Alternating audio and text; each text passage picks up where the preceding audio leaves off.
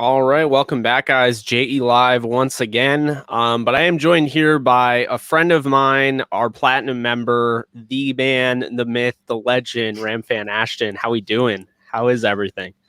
Doing great. Happy to be here.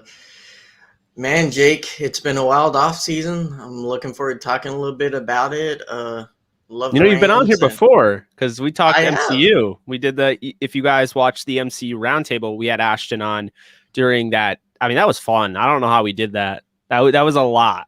There was a lot of people to have a conversation. So, no. Yeah, very fun conversation. I've been on here 2 or 3 times beforehand, various different outlets, and I just appreciate the work you do. I always tell people when I get a chance, like, hey, it's 1-2 cups of coffee. It's worth it.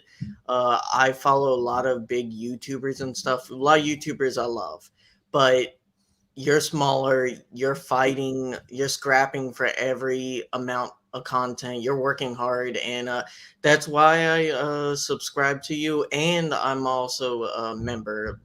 It isn't just for attention or anything, it's really because I appreciate the work you put into it. And I have content created myself a little bit, so I know the work.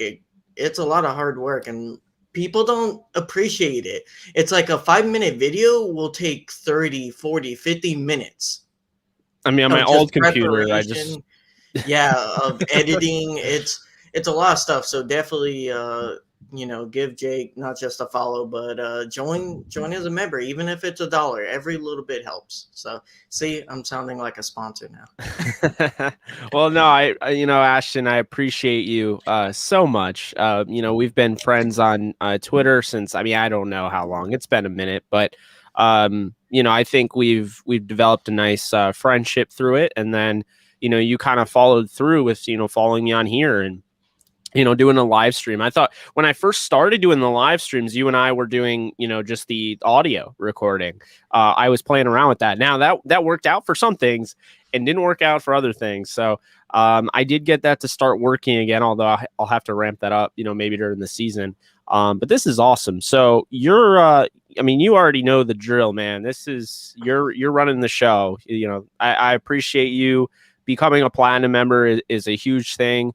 It's $9.99 a month. So I really do appreciate you doing that. It means a lot. And I threw it out there just like in case anyone's interested, but obviously I wasn't like really pushing it. So I really do appreciate that. You were already a member beforehand. So yeah, this is your show. You run it. I'm out. No, I'm kidding. Hey man, I pay my amount to Jake Flicks, and it's fine. I do watch enough of your stuff that I feel like I do get the value. And hey, when it comes down to it, you did help me through a point. I mentioned this to you earlier. You helped me through a point in my life last year. I know it was hard for a lot of people. I lost my best friend, and during that point in time, I did kind of put myself into other stuff. And a lot of your stuff helped out with that process, so I'm just giving back a little bit. And let's get this started with a few. Oh boy, I'm not losing you, am I? Let's see.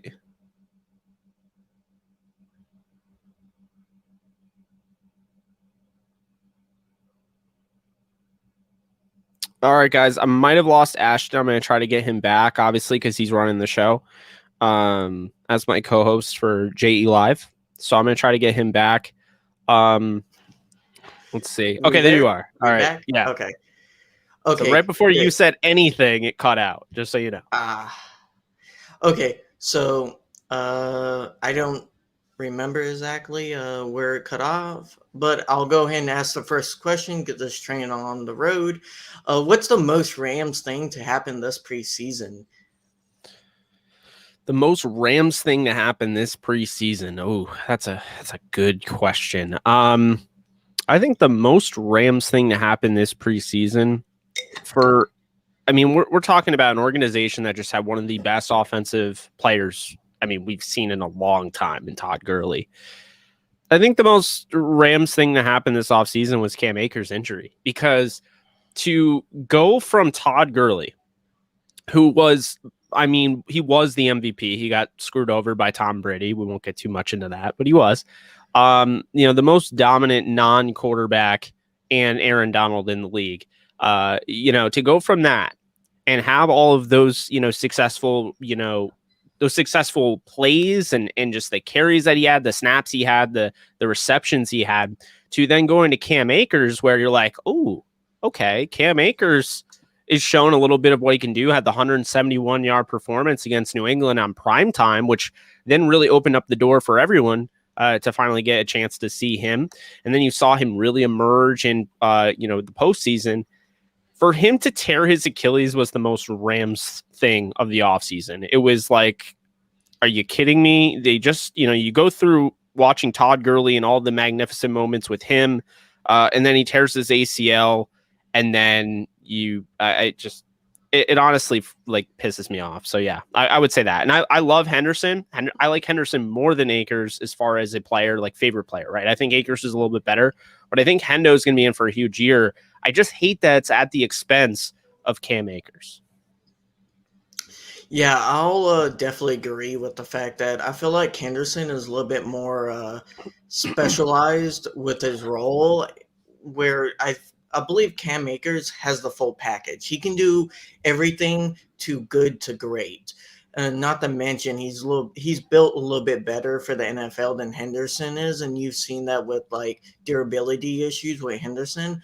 But overall, it's his injury definitely sucked. When I heard that, it just kind of hit you in the heart, and you're like, you hate hearing about injuries, whether it's on your team or other teams. And because I want to face the best possible team, and if we go to Super Bowl and win it, I want to do that facing the best, not just going over a bunch of injured corpses. It's like exactly that's not the best way to kind of represent your team, represent the league, represent the NFC. But I would say my most Rams moment was last game when we wasted a timeout for no reason, and I was just like, oh man, Sean McVay, one thing he hates more than draft picks is probably timeouts. Just throwing those away so needless. It's true. It's very Martz-esque, if you will. Now, before we get in, because you're going to, just so everyone knows the format of this, Ashton's asking me questions. I'm answering. I'll ask him questions. If I have them, he'll answer. And then we're going to answer all of your questions. So, don't go anywhere. And on top of that, just have to give a point to shout out Scott, who has become a YouTube member. Let's go. Thank you, Scott. Appreciate you. It means a lot. I just wanted to, be able to throw that out there because I did notice that did come up. Let's see here. He said, Ashton doing a very good statue impression right now. Statue. That was when you were like frozen. And then what was it? Not a Rams question, but have you guys listened to Kanye's new album? Unfortunately I have not. I don't know about you, Ashton. But I have not gotten around to listening to that yet. I'm getting into like NF. So I like NF. Yeah, I really love it. I've been going through a phase last 3 weeks, but I haven't listened to Kanye. I've never been the biggest fan of his music. He has a few good songs. Not if you like his music, that's really fine and dandy. I'm just not the biggest fan of his. Yeah, no, I mean you don't have to explain yourself there. Not everyone likes the same music, obviously. Some of the stuff I post, people are like, well, do you worship the devil? I'm like, no, I like metal. I don't know. But yeah, NF The Search. I don't know if that's the record name, might be the song title. Yeah. The Search, I believe, is a record name of his. Okay, yeah, because that record is very, very good. If you're looking for a rapper who doesn't curse at all, who is like very, very good with his lyrics, NF is top tier. Oh yeah, NF is great. PPV, Jake, what are the plans for the offseason pre and post game shows? I always like tuning in after the games. Real quick, because I don't want to make it too much about the questions right now. We're gonna get to the questions in a bit. But my plans are there's gonna be a postseason or can't even talk. pre-game show. There's going to be a post-game show. And when I can, there will be a watch party. I don't know if anyone else in the Rams community is doing watch parties. I know Rams House is not, for the same reason, really, I can't do them every week. I like watching the Rams with my family, and my best friend is a Rams fan. I may have turned him into a Rams fan, but that's not the point. The point is I have the kind of this like ritual I go through, and it's like super awesome to just have that moment, you know, be able to watch the Rams with your family and just kind of, I mean, it's not a huge breakaway from like what I'm doing in content creating and whatnot, because I will be live tweeting and things like that. But I don't want to make it too much where it's always work and not enough like enjoyment. So I still need to have that in my life. But some of those games I will be doing watch parties for. I'm going to try to do like maybe 4 out of the 17 this year. If I can do more, I'll do more. But I really do enjoy spending that time with my family watching the Rams. It's just been something I've been doing since I was little. We've been going out to the bar to see them in upstate New York. I mean, even if it was, you know, AJ Feely versus, you know, Matt Moore, I was there. So, you know, I that's the tough thing for me. All right. So just to throw this back out there because it's hilarious. I'm messing with you. So what's the next question we got on the docket for you?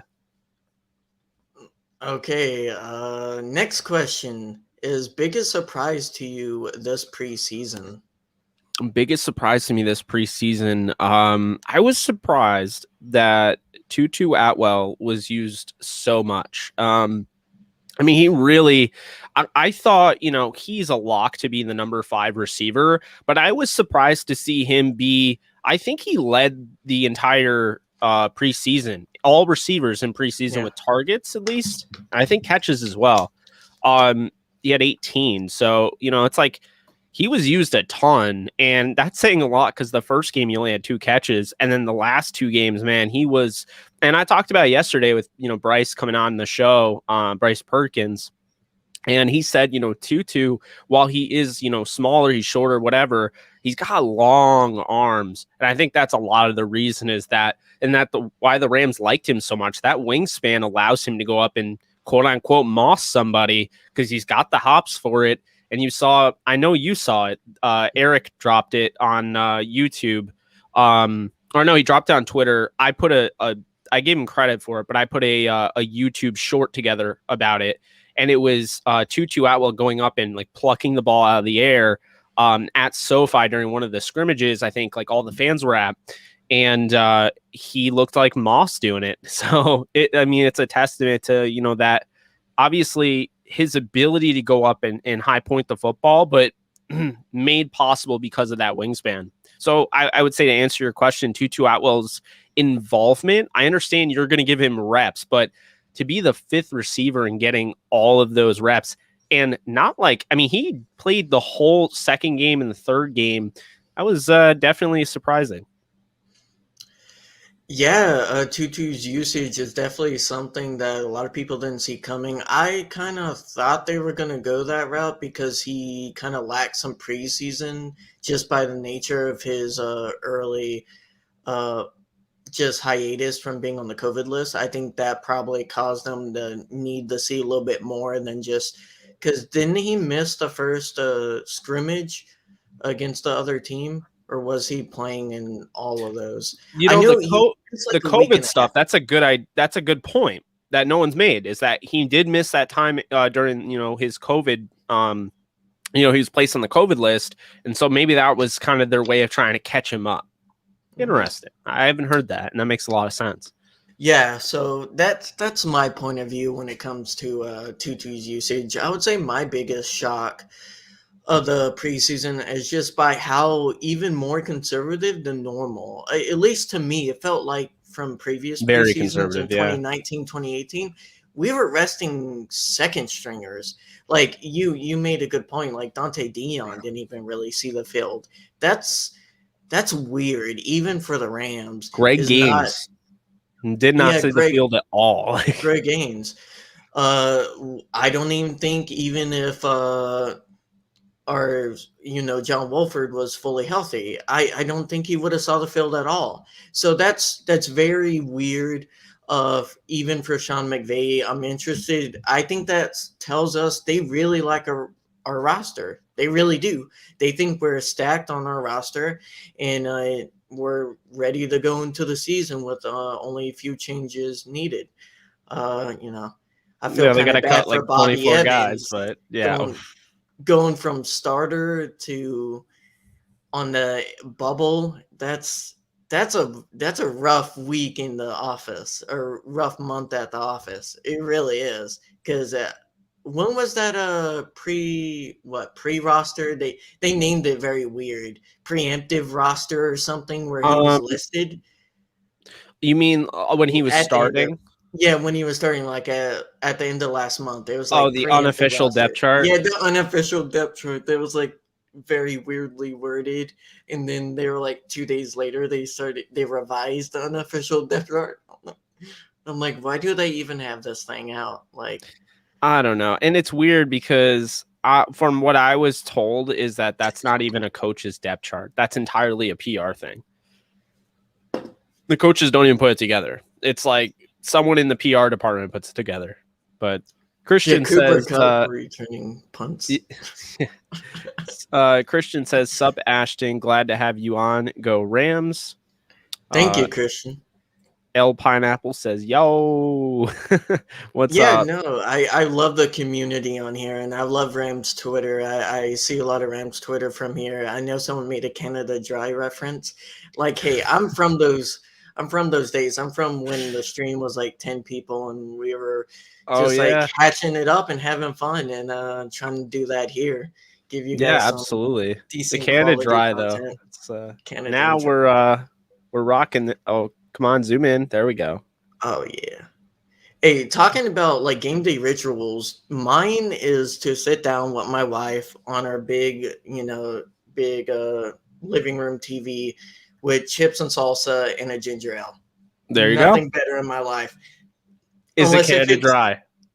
No, it's Oh. actually Blenheim ginger ale, the best ginger ale in the world. Oh It wow. is so good. It's like pure ginger ale. It makes me feel better when I'm sick. It's that much ginger in there. I definitely recommend it. It's like expensive. It's like $12 for a 6-pack, but it's That worth might be every worth it. penny. It's That might be worth worth it. every penny. It is honestly best ginger ale I've ever had in my life.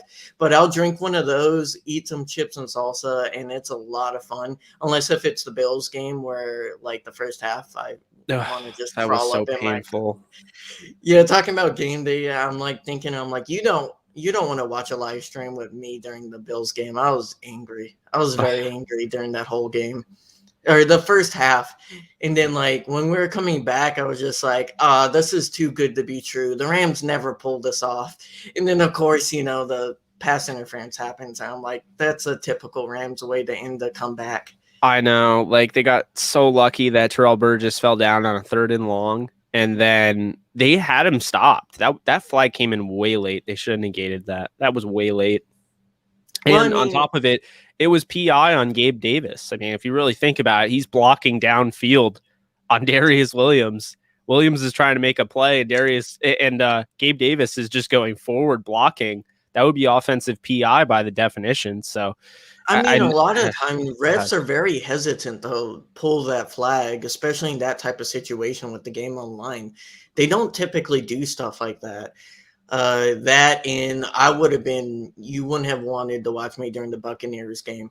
Live streaming that, that was the worst reffing I've seen the whole time watching football. It really that Bills game was really bad. I felt like there's been some really bad games. The Buccaneers is like top of like refs doing stupid things. What was the worst one in the preseason? It was with the Raiders. Is that the Raiders, right? That was so bad. Why? Like, it's preseason, guys. Why are you throwing 20 flags in a game? Yeah. They had a span where they just threw like 10 plays in a row on the Rams. They just hit like the spam penalty button. Like, what are you doing? It felt like NFL when you're winning by or not NFL. It felt like Madden when you're winning by 20 and the game's like, nah, you can't be doing this. No, Oh you my know that God. feeling where it's like flag, flag, flag, and it just gives the AI every break, and you're like, oh, I see what the game's doing now. I see I what. will. I will say, for PPV Fire God, I don't remember calling Ashton. I don't know about you. I like USC, but I don't know. His name does not sound familiar. What about you, Ashton? Colin Ashton? I do not. I do not. He probably just brought that up because your name's Ashton. That made him think about calling Ashton. I get a lot of Ashton Kutcher. I get a All lot of love. Ashton Kutcher stuff. Yes, I'm actually drinking an ice cold sparkling ice caffeine blue raspberry, as I mentioned earlier. For sparkling ice, if you do want to throw a sponsorship my way, I am here. I see hashtag sparkling ice life and zero sugar, guys. It's zero Sparkling carbs, zero ice is sugar, great. 5 calories, zero fat. I love a sparkling ice in the grapefruit Mm. one. The grapefruit one is Give me all of great. them, man. Honestly, except for the I hope this doesn't ruin the sponsorship potential, but I don't like the I don't like the cherry vanilla. I don't like it. If they made a creamsicle one, I would die. I'd die. I would just There's a be, cherry vanilla one. yeah, Ooh, not a fan. that, Cherry limeade's solid, but that's not the caffeine eh. one. I love the caffeine ones. I need it. I I gotta do caffeine free. I drink way too much coffee for the like. Caffeine and carbonation supposedly basically kicks cravings to the curb. So it's actually really good if you're trying to stop eating like an entire bag of potato chips in one sitting, like I was. And so that's why. But yeah, of course, there you are, Scott. Canada Dry. Yes, Chantry has been here since the beginning. I do know that. Nervous or excited for Sunday Night Football Week 1, the debut of the Stafford era? I'm beyond excited. I'm not at all nervous. I think Stafford could win with one hand, to be honest with you, but that's just me. If I don't make it to our watch party, it's because I'm watching with my dad. I'm calling Garrett in Rookie of the Year talk at the end of the year. Wow, that's certainly saying something. I feel Jacob Harris is going to break out early. I think Jacob Harris is limited though because I don't feel like the Rams truly want to use him as a true tight end. I think they're going to use him as a flex tight end, and I also don't feel like they want to tip their hand on how they'll use him. So I think he's going to be used in certain situations in the red zone and just create that mismatch. And I think over the next second or third season in the NFL is when you're really going to start to see him take the next step. Yeah, I believe both Garrett and Harris will have to take an injury if they break out early, or Do you think so? especially for Garrett. I think it's going to take an injury from one of the guys above him for him to get enough snaps to start like producing crazy numbers to get in that conversation. Because to get a defensive rookie of the year, you need like at his position, what would you say, like 5 sacks, maybe around there, 5-7 if no one else is having a similar year.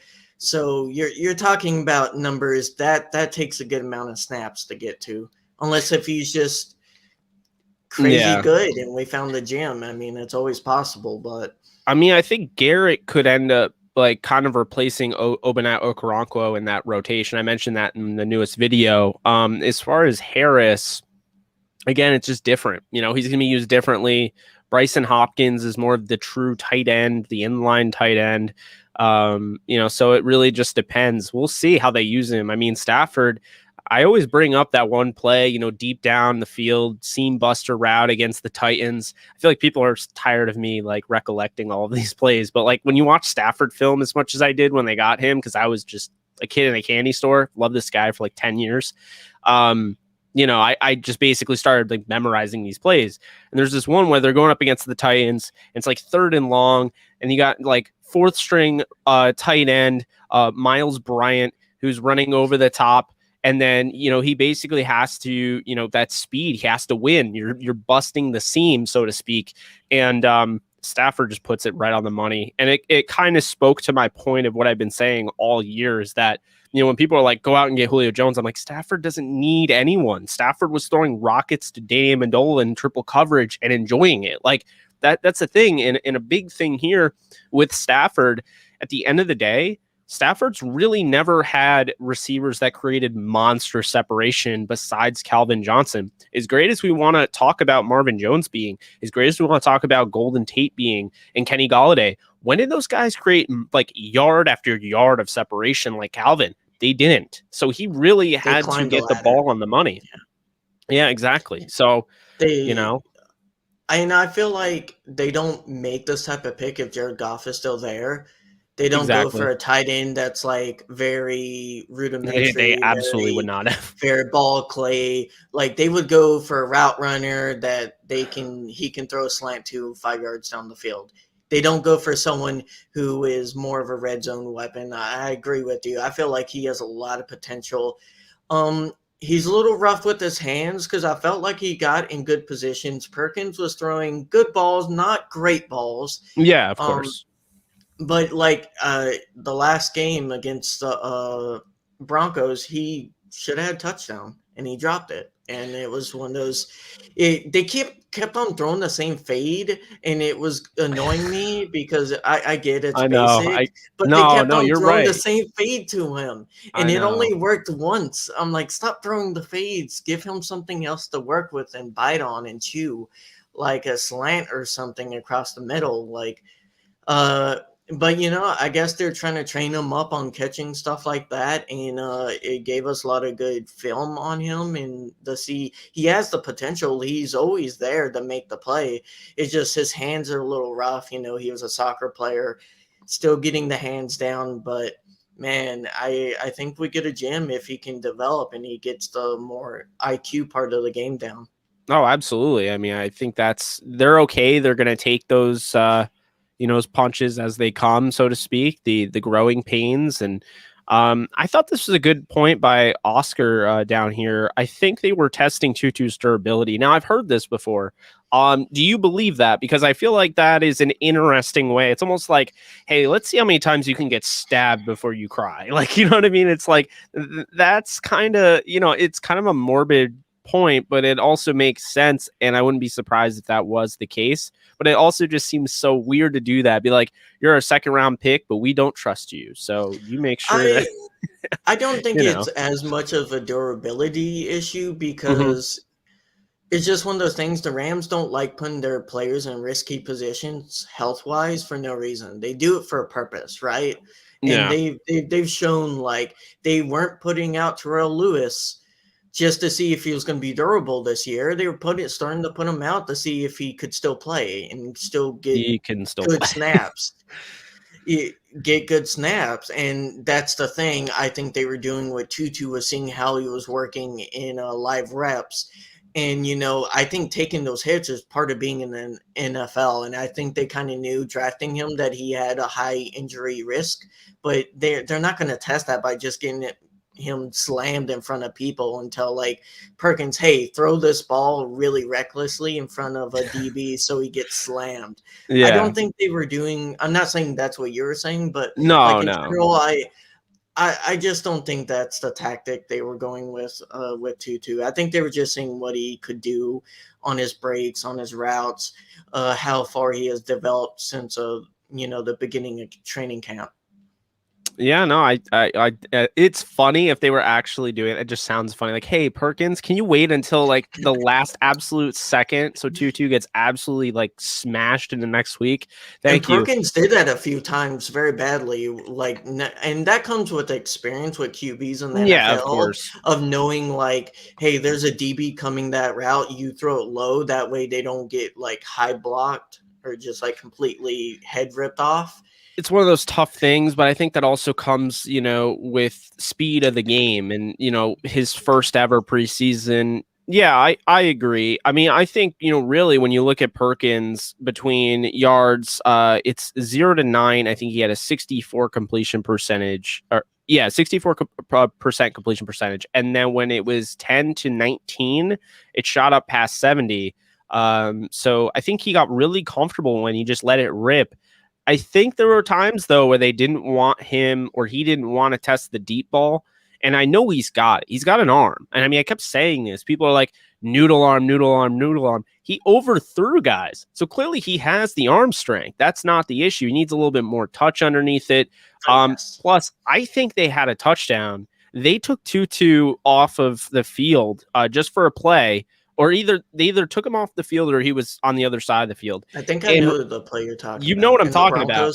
The Tristan Jackson. Where he's wide open, field. just running. Yeah, I think, was it third quarter?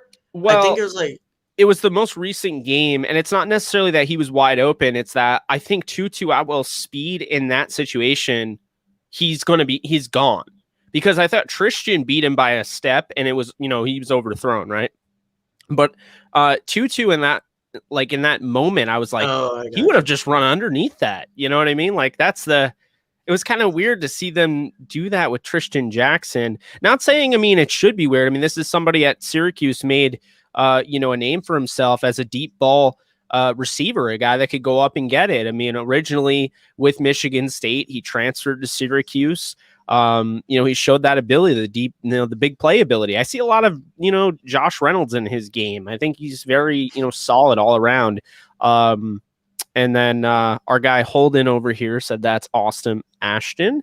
Let's see. Also, guys, make sure you like this video. Yes, please like the video. Like and subscribe if you haven't. Hit that thumbs up. I know, I keep saying like this video, but then I never specify that it's a thumbs up. So, I had multiple people asking me, how do I even do that? There's people that still don't know how to like videos on YouTube. So, there you go. It is the thumbs up. What are your guys' thoughts on Matt? Yes, let's go. We were talking about this. we were talking about this before the stream came on. I think he's a solid center. I like him more than Brian Allen, but then again, I'm not in the training center to see how exactly good Brian Allen is progressing and stuff. And for some reason, I was telling Jake, they like them some Brian Allen a lot. And hey, if he does great, he does great. I think we're all a little, as a fan base, still PTSD'd over 2019 and how terrible of a season that was for the O-line. But a lot of people forget that wasn't necessarily because of our depth. That was because we had so many injuries in a small time span in the middle of the season. So I feel like that's a different situation than we are in now. I would still prefer someone like Austin Ritter over Matt Sakura. And not to mention, I don't think we'll get to him on waivers, to be honest. I think other teams going to pick him up. Aren't we, 24th in waiver order? Somewhere like that. Yeah. Unfortunately, when you're good, when you're a good football team, it's hard to, get those players. Now, what's interesting is that, Scott mentions Matt Sakura. I would make the argument that Curtis Weaver makes a lot of sense. I had Okoronkwo making the team and initially being put on the short-term IR. So making the team with a caveat, getting put on the short-term IR. But what if they just decide, you know what? We don't need Okoronkwo. And they go and they get Curtis Weaver. And before anyone asks me why, I would say this. They put in a claim for Curtis Weaver last year. The Browns just had priority. So they've already shown interest. And that was after him suffering a season-ending injury. So the Rams knew, full well that this guy was going to be more of a long-term investment. And he wasn't going to help in the short term at all. And furthermore, it would make it harder because by claiming him, adding him to the 53, you now have to cut somebody that probably could contribute that at that point. And so that's really intriguing because if the upside was that high and the pro scouts are looking at it or college scouts and they see him and they're like, he's worth giving up a player that can contribute right now just to make sure that we have him for the future. They might be back interested in him. And keep this in mind as well. If you're like, well, he just got cut for the second time. If you're that person, keep this in mind.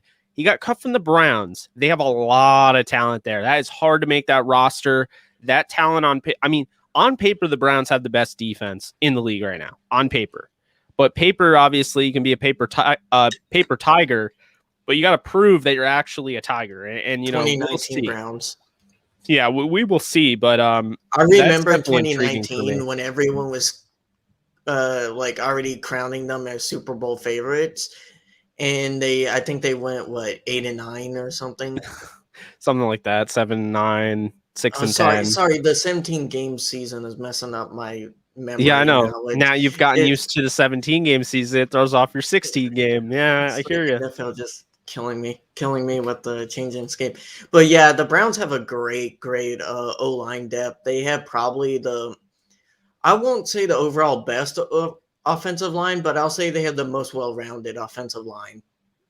Definitely, at least in my opinion, of in the NFL, definitely the AFC.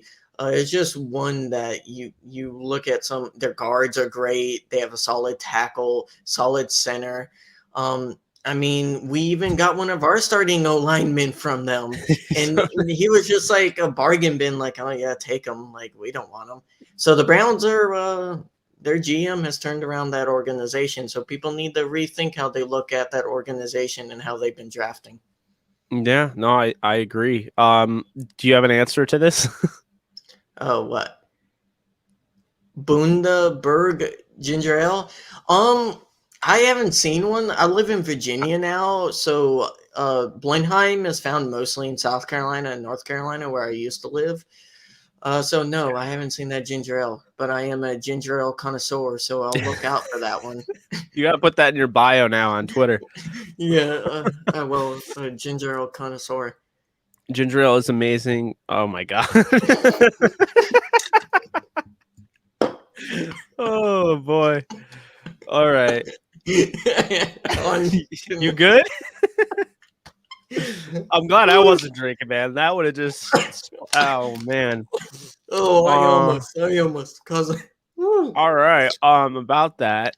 What would the panic meter? What would be the panic meter if we lost week 1? There wouldn't be one, because I think if they lose week 1, then that means Andy Dalton got hurt and Justin Fields came in and lit it up. And I have him being I mean, I think he's a future star in this league. So that would just tell me that you probably have another Patrick Mahomes-like figure in the NFL. Maybe more towards the Russell Wilson route, because Patrick Mahomes had to sit. But that's what that would tell me. You would just be going up against a really good player, and we just find out in that game, unfortunately, that Justin Fields is the real deal, because there's no way in God's green earth, and you could take this to the bank, that Andy Dalton is beating the Rams in prime time with the debut of fans in the stands at SoFi in a regular season atmosphere. It's not happening. After the Jets game, I will never say never. That had Jared Goff in it, my guy. I mean, I'll put it like this. Panic meter, it depends how it happens. It's week 1, so you have to put a caveat. Weird things happen week 1. I believe it wasn't the Jaguars. It was whoever went 1. Yeah, I think the Jaguars' only win came in week 1. So it's like you got to look at things in context. Week 1 is always a weird week where some teams aren't fully ready. They aren't gearing up. I think the Rams could be a team, especially since Stafford's in a whole new system, that they struggle for the first 4 weeks, and we don't have the easiest 4 weeks. We got a little lucky. We're facing Andy Dalton in week 1, and we got a little lucky in the sense that we might not be facing Wentz, or not a fully ready to go Wentz in week 2. So 3 and 4 are going to be really hard games for us to win. So if we come out of that stretch 2 and 4, especially with a new QB and a new system, I don't think you need to put on the alert button yet. Like, that's not panic. If it's a blowout week 1, then you can start to worry. If it's like 40-3 Bears, yeah, that's when you start looking at a team like, it's going to be a long season. But that's not going to happen. They're starting Andy Dalton for at least a half. I think by the end of the half, they're going to put in Justin Fields, because I do think we're going to be roasting them Bears pretty badly. I expect it to be a blowout by the Rams, to be honest with you. So I can't even see that game too. So really, that's I'll awesome. Be posting videos. I'll be doing things on my Twitter. I'll be posting videos and stuff. That's first awesome. time in California since I was like 7. So wow, it's gonna be you're gonna like it. Yeah, it's gonna be a big trip. Looking forward to seeing all the Rams fans at SoFi and stuff. I'm very joyful to see my first Rams home game. It'll be my second Rams game I've ever seen. I saw the Panthers v Rams. What was it? 2019 opening game where we almost lost to them. Oh, is that what was it? Winston? No, not. I don't know why I said Winston. It was still Cam Newton, yeah. Yeah. And I think he threw 2 picks that game, if I remember correctly. The most recent time they played Newton, right? Yes. So besides on the Patriots. So that was I forgot about that. So that was Eric Weddle with like his face was like covered in blood.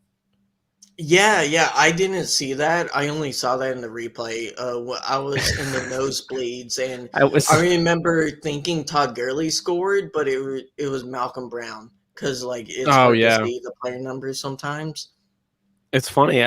I remember during the broadcast, I'm pretty sure they said Todd Gurley scored. Yeah. I think they said Todd Gurley scored, and me and my wife are the only Rams fan in the section besides one that was all the way down on the like bottom of the nosebleeds, and we would always like jump up and like point at each other and be like, "Let's go!" every time we scored or got a pick off or something. And it's always awesome when you see fellow fans, and it's like you have that that bond, that unspoken bond, and you're just like, it. So I'm excited to be there week 1.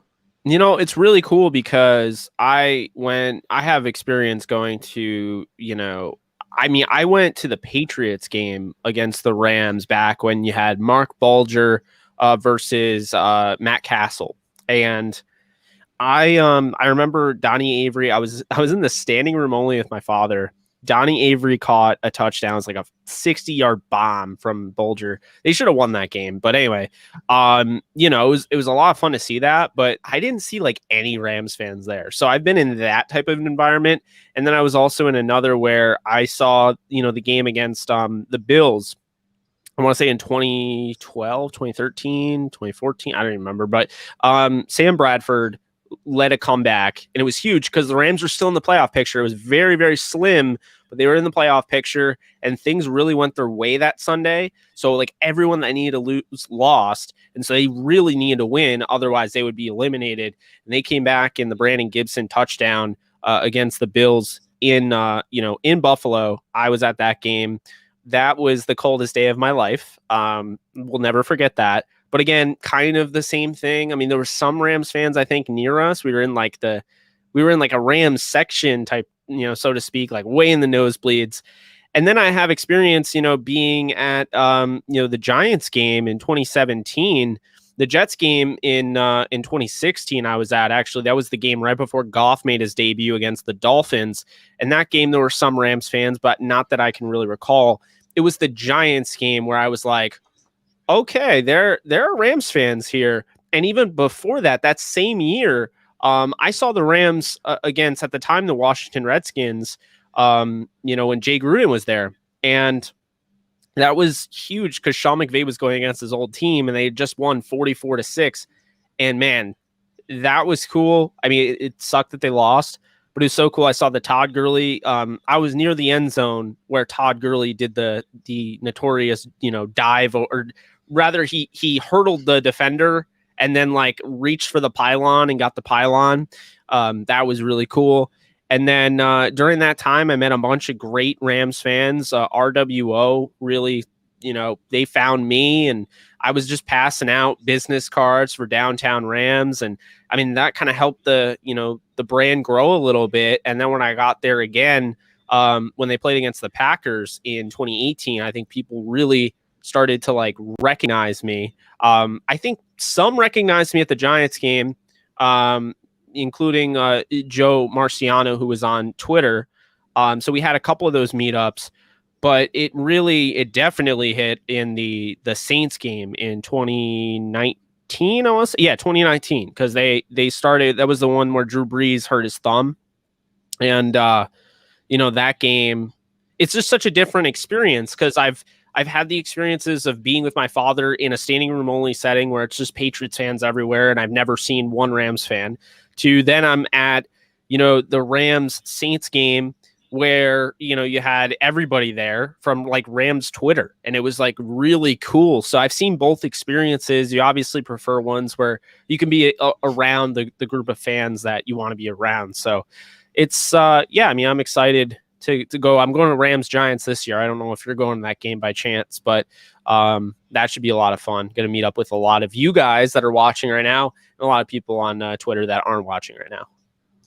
Yeah, my goal is to maybe try to go to a Giants game. That kind of depends on like how finances work out and stuff like that, and how leave works out. You know how work can be sometimes, but in general, I think if the most likely game I might still go to besides the first one is the Ravens one, just because it's probably easiest for me to go to, being like a few, like 40 minutes, 50 minutes away from the stadium. Yeah, no, I feel that. So I have this thing like where I look at the camera when I'm talking, and then I have to I watch you, because we talked about this. Like, my screen is over here, so it looks like I'm not paying attention to anybody. My camera's right here. So it's funny because I'll look at the camera and not pay attention to the screen when I'm talking. And then when I'm listening to you, I look at the screen. So I just noticed that we've had that comment up for a while now. The question Solus asked, do you think Jacob Harris will see the field during week 1 other than special teams? I do. I think he's going to get probably 2 or 3 targets, maybe in a red zone setting. I think they're kind of going to break him in a little bit, kind of like Van Jefferson last year. You saw those the big play against the Cowboys to kick off the season, got everyone like, oh my God, Van Jefferson is going to be a huge contributor. And then they barely used him the rest of the year. I think you're going to see more of that with Jacob Harris. Hot take. I think Wolford will be in by the 4th quarter. I don't think it's that hot. I think he will be in. I think he'll be throwing to a lot of Jacob Harris, a lot of Tutu Atwell, thrown in, and, you know, kind of making the game, just pulling us away a little bit more, as that I think the Bears offense isn't going to take any steps forward. Like, what have they done this offseason to move forward besides get Justin Fields? And they're not playing him, right? No, they're not. They kept their I think it's a wide mistake. receiver who didn't want to stay. Yeah, he's gonna have a great year, but who behind him can like do anything? I know like Bears fans want to post videos of their wide receivers not even catching balls, but like, how much can you go off of that? That like, is really so funny and so true at the same time. I guess my argument for playing Justin Fields is simple. You know, I know everyone's worried about what the implications would be if Aaron Donald got a hold of him. That's fair. Mm-hmm. But you're going to have to go up against these guys in the NFL setting. Eventually. I mean, at some point or another, you know, Justin Fields is going to face Aaron Donald if he wants to be successful in this league. And this is not to say Justin Fields is saying this. So my argument is that Justin Fields, with his mobility and just his overall, you know, not just his mobility, but his speed, and the fact that I think he's a very good mental processor. I think people focus way too much on scouting the helmet, because, oh, he played at Ohio State. Oh, Dwayne Haskins didn't do well. Dwayne Haskins didn't do well because, let's call it like it is, Washington football team gave up on him and got rid of his offensive coordinator right when he got comfortable in Kevin O'Connell. So that's why he didn't do well. So enough with that. But the Ohio State University, like, just assuming everyone's going to be like Troy Smith or Jason White, or like all those guys, whatever. Jason White actually played at Oklahoma, correcting myself there. Troy Smith, for instance, like, not everybody is going to be like Cardale Jones, you know what I mean? So let the guy be himself. I think he's got the biggest potential of anybody that's come out of Ohio State in a long time. And I think with Justin Fields, his, you know, improvisational skills would allow him to make plays that Andy Dalton doesn't have a chance in hell of making. So if the Rams give him hell, say, you know, they go with just a 3-man rush, simple 3-man rush, they test it out. If they're getting pressure on that, Dalton's done, right? But that's besides the fact. So it's likely going to be Greg Gaines, Sebastian Joseph-Day, and Aaron Donald starting. I think you're going to have Ashawn Robinson to start the season on the short-term IR.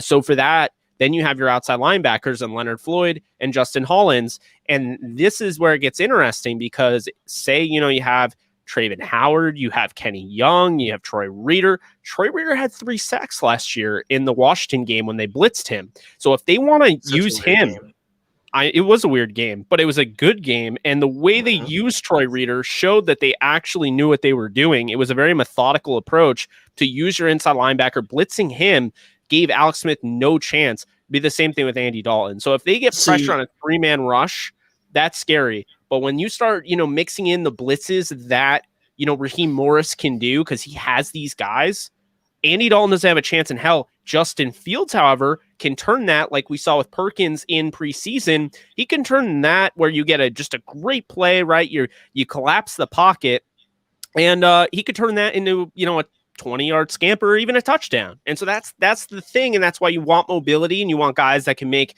they can improv. Even a 10-yard sack into a 5-yard gain. That's a 15-yard swing. That's huge in the NFL, where every yard really does matter. But ultimately, to me, I think it's a pandemic with owners of NFL teams and stuff. Like, guys, you don't need to settle for mediocrity. Why are you settling for Andy Dalton when you went and you spent all this capital for a potential star? Like, see what you got in him. And yeah, he's going to struggle his first 3 games no matter when you put him in. Yeah. So might as well put it in early, see what you got. And hey, if he's a bust, he's a bust. You're not going to go much to anywhere with Andy Dalton anyways. You would need a top 1 defense. And the chances of that happening with this Bears roster, you got to be realistic with your team. And I feel like the Bears aren't, by not giving themselves a shot to win this game with someone like Andy Dalton. I know there are a lot of Andy Dalton defenders. My brother-in-law is one of them who loves Andy Dalton. He really does defend him. I get it. He's an average, I would say he's a below average NFL QB, starting QB. TCU fans, he's all right, maybe, but like really, he doesn't win you a game. If anything, he loses you some games compared to other QBs out there, and you just gotta put your guy out in the fire and support him and give him time to grow with live NFL reps. And it's going to cost you games, but that's what you expect when you draft a guy and put him and make him your starter. You're going to lose some games because of it, but you kind of assume that. This is the year you want to get him used to the NFL and make a run next year. Hey, if you get to the playoffs with him, that's a great thing. And if you can do something there, do it. You've seen teams do that before, but the first year of a first round drafted QB, you want to see what you got. You want to see the goods instead of waiting till week 6. And let's say this happens, Jake. The first 4 games of the season, the Bears lose and Andy Dalton wins 2. And I don't know when their bye is, but let's say their bye is the 7th or 8th week. So you get put in a position where Andy Dalton has won 2 out of 7. And the last 2 are wins. Are you going to bench him right then and there? Yeah, and guess what? If you put in Justin Fields, what if Justin Fields ends up just being completely terrible for 3 games straight? Then you're in a terrible situation. You had no chance of making the playoffs. Your first round rookie looks like a bust. You might as well just play him for the rest of the season and hope he works out. You kill any chance of growth. And it's just one of those things. I feel like teams mess this up a lot. I felt like the Dolphins were very smart with how they did Tua. I think you can go that route if you don't have a lot of faith in him and you want to do a half and half with Andy Dalton. Now, Andy Dalton, I feel like I like Fitzmagic when he's hot more than Andy Dalton, because Andy Dalton to me is like a warm glass of milk versus that's so disgusting. versus Fitzmagic, which is kind of like what's a good analogy? I don't know, but we got to call this live stream the beverage live stream because we've talked about beverages so much. Yeah, he's I would say Fitzmagic is like one of those protein shakes where like the first there he is again with the beverage. Great. great drink, but if you let it sit for a while and you let it stew, it's not nice. So sorry, my mind's on beverages, I guess. No, you're fine. You're some, you're thirsty. You need a sparkling ice, caffeine. No, here's the thing. This is the best way I can explain this, especially for our Rams fans. I'm a trial by I'm a baptism by fire guy. Okay. So I don't believe in, okay, let's bring you along slowly. Let's have you sit. Let's have you. Okay, he can throw that first down. You see that? Now make sure that you do that when you get a chance next year. Okay. Make sure you do that. And on top of that, you see him, he's adjusting the play at the line of scrimmage. Make sure you do that. Okay. And by the way, that deep ball, make sure that you're putting just as much accuracy and touch and just a little bit more velocity than you were doing in practice. He's doing it the right way. Do you see that? Do you see that? It's a bunch of, do you see that? Finger pointing, things like that. Can you follow his lead? Like, no, I can't, because you're not going to let me play the whole year. So here's my argument, is that if you draft a quarterback in the first round, I'm sorry, he should be playing, unless, here's the thing. We're going to use a very simple comparison here. Sam Bradford, okay? Sam Bradford was drafted by the Rams, #1 overall. If a Matthew Stafford quality quarterback was already on the roster, no, I would not start Sam Bradford. Or Watson. But Sam Bradford was on a roster with AJ Feely. AJ Feely is not a Stafford-like quarterback. AJ Feely is a career backup. Guys like Sean Hill, AJ Feely, they should not, Andy Dalton, they shouldn't stop you from having your potential franchise quarterback start. They shouldn't. And the argument that Patriots fans make about starting Mac Jones is that, well, we're not win now. You're not win now, so you don't want to start Mac Jones? You're not win now, so that's why you want to start Cam Newton? Starting Cam Newton makes zero sense. Literally zero. It makes no sense whatsoever. Cam Newton threw 8 touchdowns and 10 interceptions last year.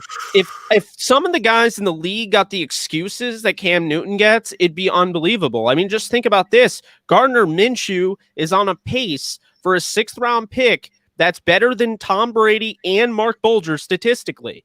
But he never gets excuses. He actually gets put on the bench in favor of Mike Glennon so they can tank and get Trevor Lawrence. We know what you were doing, Jacksonville. You're not slick. And it's ridiculous to me. So there's all these guys in the league, like Tua Tagovailoa is already considered a bust by people his first year. And he actually showed you some promise in some of those games. Now, albeit he's coming off an injury, and I've not been the highest on him, but to make him out to be a bust after 1 year, but then come to Cam Newton's defense, a guy that's already been in the league and has not been relevant since Age of Ultron came out in theaters, I don't get it. I really don't get it. So I tell you now, if you put John Wolford on that same Patriots team, he throws more touchdowns. He has a better TD to interception. I think they're a better team with. That's why I say Wolford is a low end starting quarterback. He can start in this league. Hey Ashton, how many wins will we have this season? Asking is Chantry Star. I have the Rams going 13-4. I have them losing 1 game to the Cardinals, losing I believe the Ravens, and then I can't remember the other 2 losses. No one in our division. But I have us going 13-4, a really good season. I feel like Stafford has MVP type numbers. But we have a difficult schedule. We definitely do. We have a few road games that are going to be tough. Oh, Tampa Bay, I think I have us losing Tampa Bay. So I'm hoping we pull off a win there. I think our first 2 games will be W's, fingers crossed. And, it's all up to the injury gods and hoping we stay healthy too. Yeah. So there's now the question remains here. Rusty Productions 0.30 and Rams House actually touched on it. I see Boho staying and Hecker heading to Dallas, and Rusty says, so how much money do we save if keeping Boho and Hecker leaving? Now, I believe 1.8. Yeah, I believe it's 1.8 if they don't take on the dead cap, which most teams won't for okay. Punter. So I'm gonna do it real quick on Spotrac here. I think his salary is like around 4 mil, and then we have 1.8 in dead cap. You can't It's even do it something. on Spotrac because he's on the COVID. He's on the Oh, COVID list, so you can't even. Oh, that's so annoying. Yeah, so I can't really tell you, it's unfortunately. around 1.8 mil. I was looking into it a few like hours ago, preparing Which for this. everyone asks, what's the first thing you would do with that cap space? And to me, I don't think it's about what they want to do immediately. I think it's about You having got to that wiggle re-sign room. guys. You got to re-sign guys next year. We Well, got people to I don't even re-sign think too. that's it though, because that's you're saving money in the future, sure. But this year, like when people ask this year, what in the immediate future, I think it's all about the wiggle room, right? Because you have a 17 game schedule, guys are going to get hurt. It's the nature of the football league. So to me, having that wiggle room does make sense. So you're not cap strapped to the point where you can't go out and get somebody if you need to. So are Is it you Hecker or Bojo? Are you going Bojo or Hecker? Bajorquez? I'm same. I know that's unpopular opinion too. I know a lot I of think it's people love popular Hecker. now. People love him now. Well, like I know, like my brother-in-law, who's a Dolphins fan, brought up a good point. He's like, "Well, Hecker had more punts inside the 20." I get that. That's a good point from last year. But is that 2 mil? If we're saving 2 mil, is that 2 mil worth the drop off we're gonna get if we go to Bojo? And I think it is. I think he's not gonna be as much of a drop off as people think. I I'm gonna love say this. Hecker. I don't think he's a drop off. I think Boho is already better. He is younger. You get him for cheaper for longer. So I'm definitely more of a The Bojo so here's proponent the right now. interesting thing with him is that people will say he left Buffalo because Buffalo didn't want him back because they didn't want to pay him. He outkicked the coverage, which is true, but he didn't do that once in preseason. And the third is because he shanks punts every now and then. That's because of the degree of difficulty it takes to punt the way he does. So what he does is he uses a term. It's called a banana punt, for those of you who don't know. And it basically you're dropping the punt on its side. So Yeah, when it definitely looks weird. yeah, it's an incredibly difficult punt to do, but once you master that, so like, to make a long story short here, Johnny Hecker was doing the watermelon punt, and he's mastered that. Now Boho is doing the he's actually doing the banana punt, and so we saw that in the third game, that spin going to the side. It's actually more dominant than Hecker's because Hecker's is going to give you a backspin, which is great. The problem is that backspin can sometimes negate you 10 yards if you don't down that. Yeah. Or exactly, you could end up pushing in the end zone because the backspin hits you in the chest and it goes in the end zone. We saw that a lot last year. Yeah. So the thing is, when you do the sideways, then you tell your hands team or your coverage team, guys, don't go near the sides of this punt, and then just let it roll. And it can roll, and it went out of bounds perfectly at the 1 yard line against Denver. He did that twice, but he got it touched down at the 1, and then the perfect one was where he got it towards the sideline. Coffin cornered it, where it literally shot out of the out of bounds right at the 1 yard line before it went over the pylon. That's the most perfect punt I think I've seen ever. I mean, that was phenomenal. Yeah, people don't realize he can punt it far. That type of punting game. And I think they said this during the podcast, but for anyone who wasn't listening or didn't watch the game, it was equivalent to a corner getting like 2 interceptions. Yeah. In a game. It was phenomenal. He was like, you could tell, and I tweeted this out, he wanted that job. He wanted to put Hecker onto the streets. And I think he did it. Like, it sucks. I love Hecker to death as a player. He's a great guy. He's just expensive, and we sadly signed some bad salaries in the past with Gurley and Cooks, and we're eating dead cap from a lot of people. We can't afford him anymore if we want to do other things in the future, and that's just a part of the business. Yeah, I mean, what it comes down to is this. I feel bad, but at the same time, the more and more I work in this industry, so to speak, I understand it is a business. Keep in mind, I talk to a lot of these guys. I get to, become friends with them. Like I've seen guys like Perkins, who's a friend of our show. Like, I watched him get cut last year, and while he came back on the practice squad, not everyone even gets that opportunity. I've had guys that I've become friends with that literally get cut and they never get another opportunity again. And a guy by the name of Dalen Williams, he played at Dartmouth. He was, if you guys are OG, subscribers to like Downtown Rams, I wrote about him even with Rams Wire, I want to say 2016. And, Dalen really showed his ability, but the problem was it's just, you got to be able to stick on a roster, and sometimes you don't get the opportunities. We saw that with Kyle Sloter. The fact he didn't even get a preseason opportunity this year was just ridiculous to me. But, anyway, he unfortunately, Dalen never got an opportunity again. He had some time with the Steelers as a mini camp invite, the Bears, and then that was it. And so he's now out of the league. So I've seen, I know the business now to an extent from the outside looking in, and having somebody that, has worked their tail off to be there.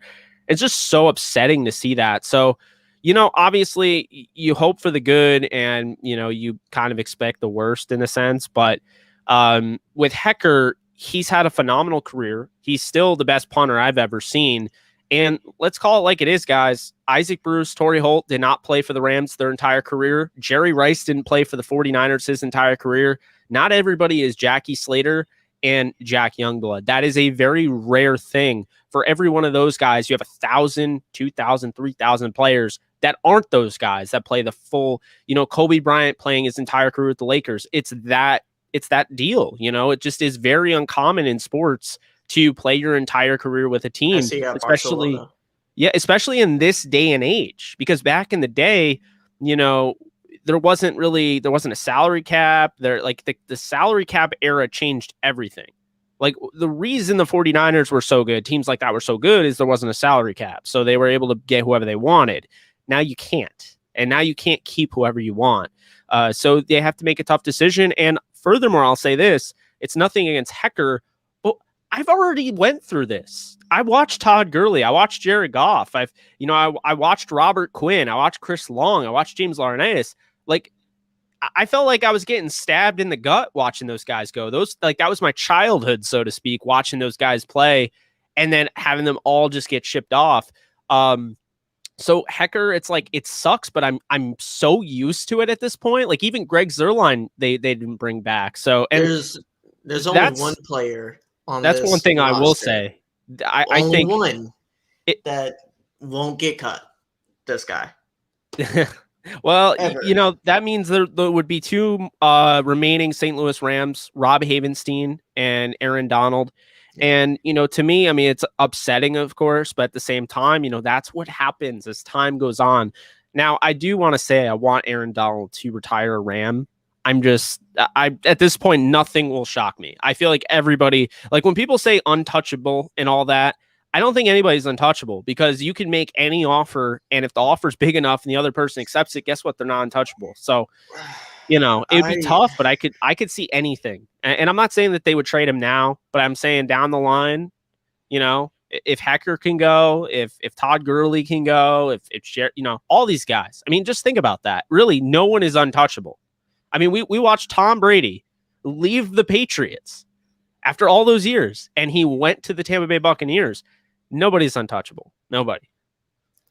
I feel like Aaron Donald, though, Tom Brady's a QB, so it's a little bit differently. Like, you know what I mean?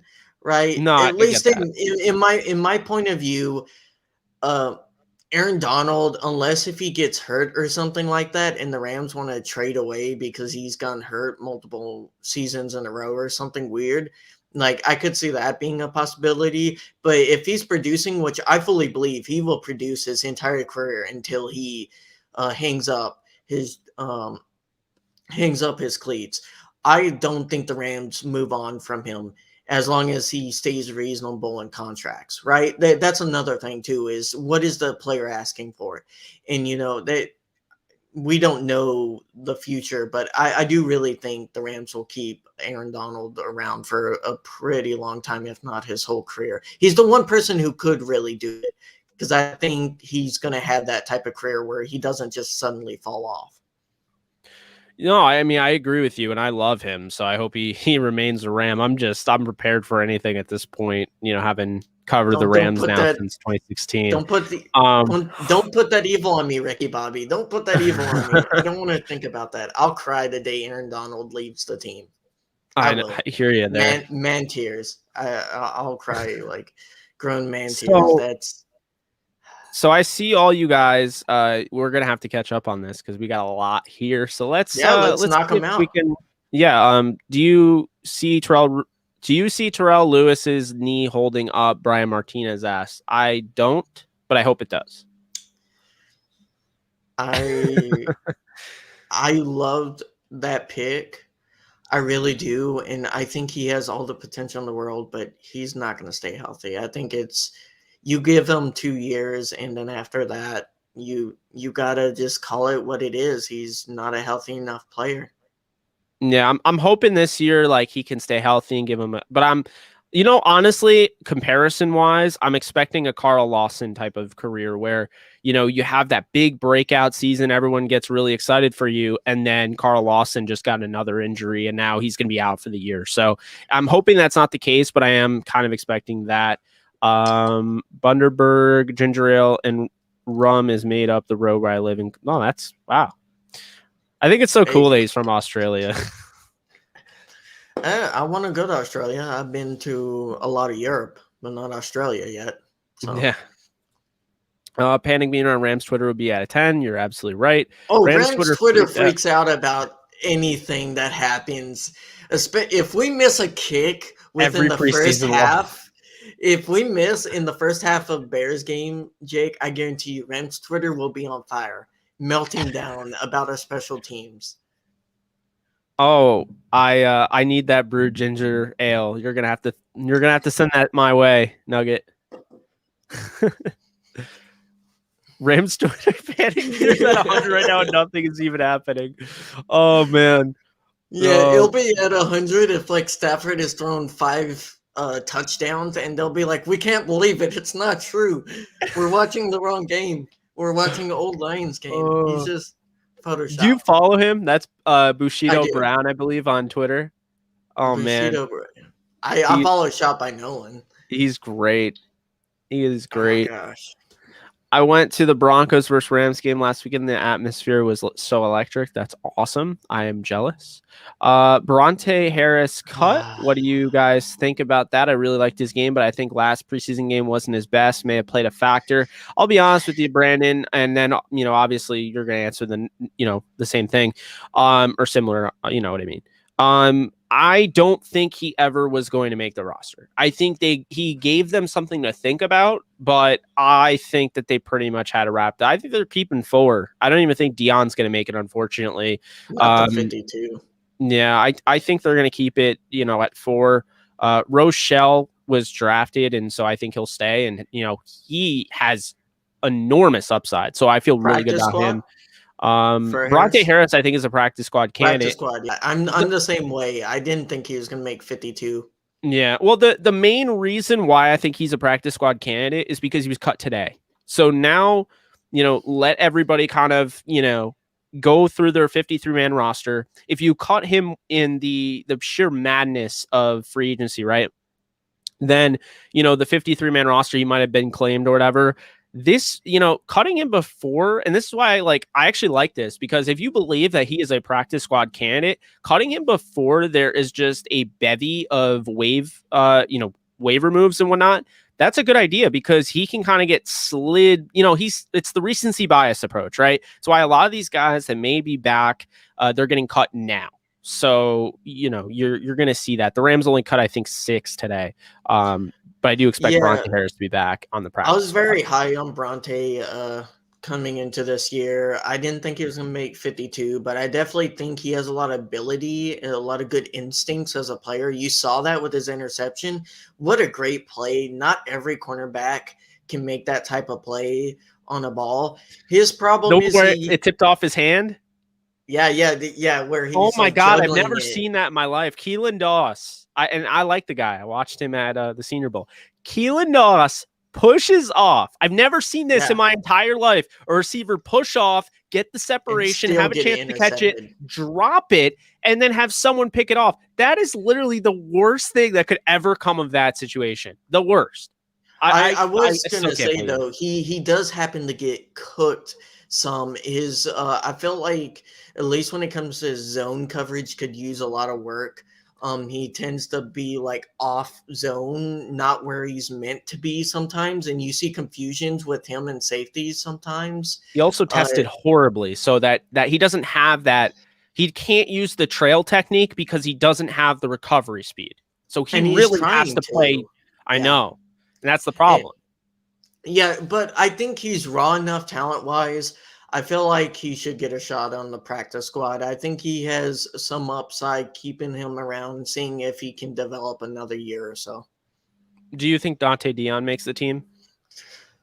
Ooh, the 53? I don't think he makes it. No. I initially had him making it, but if they didn't play him not last night, 2 nights ago, I think he would have made it. TG Hurdle. That's how far we're behind.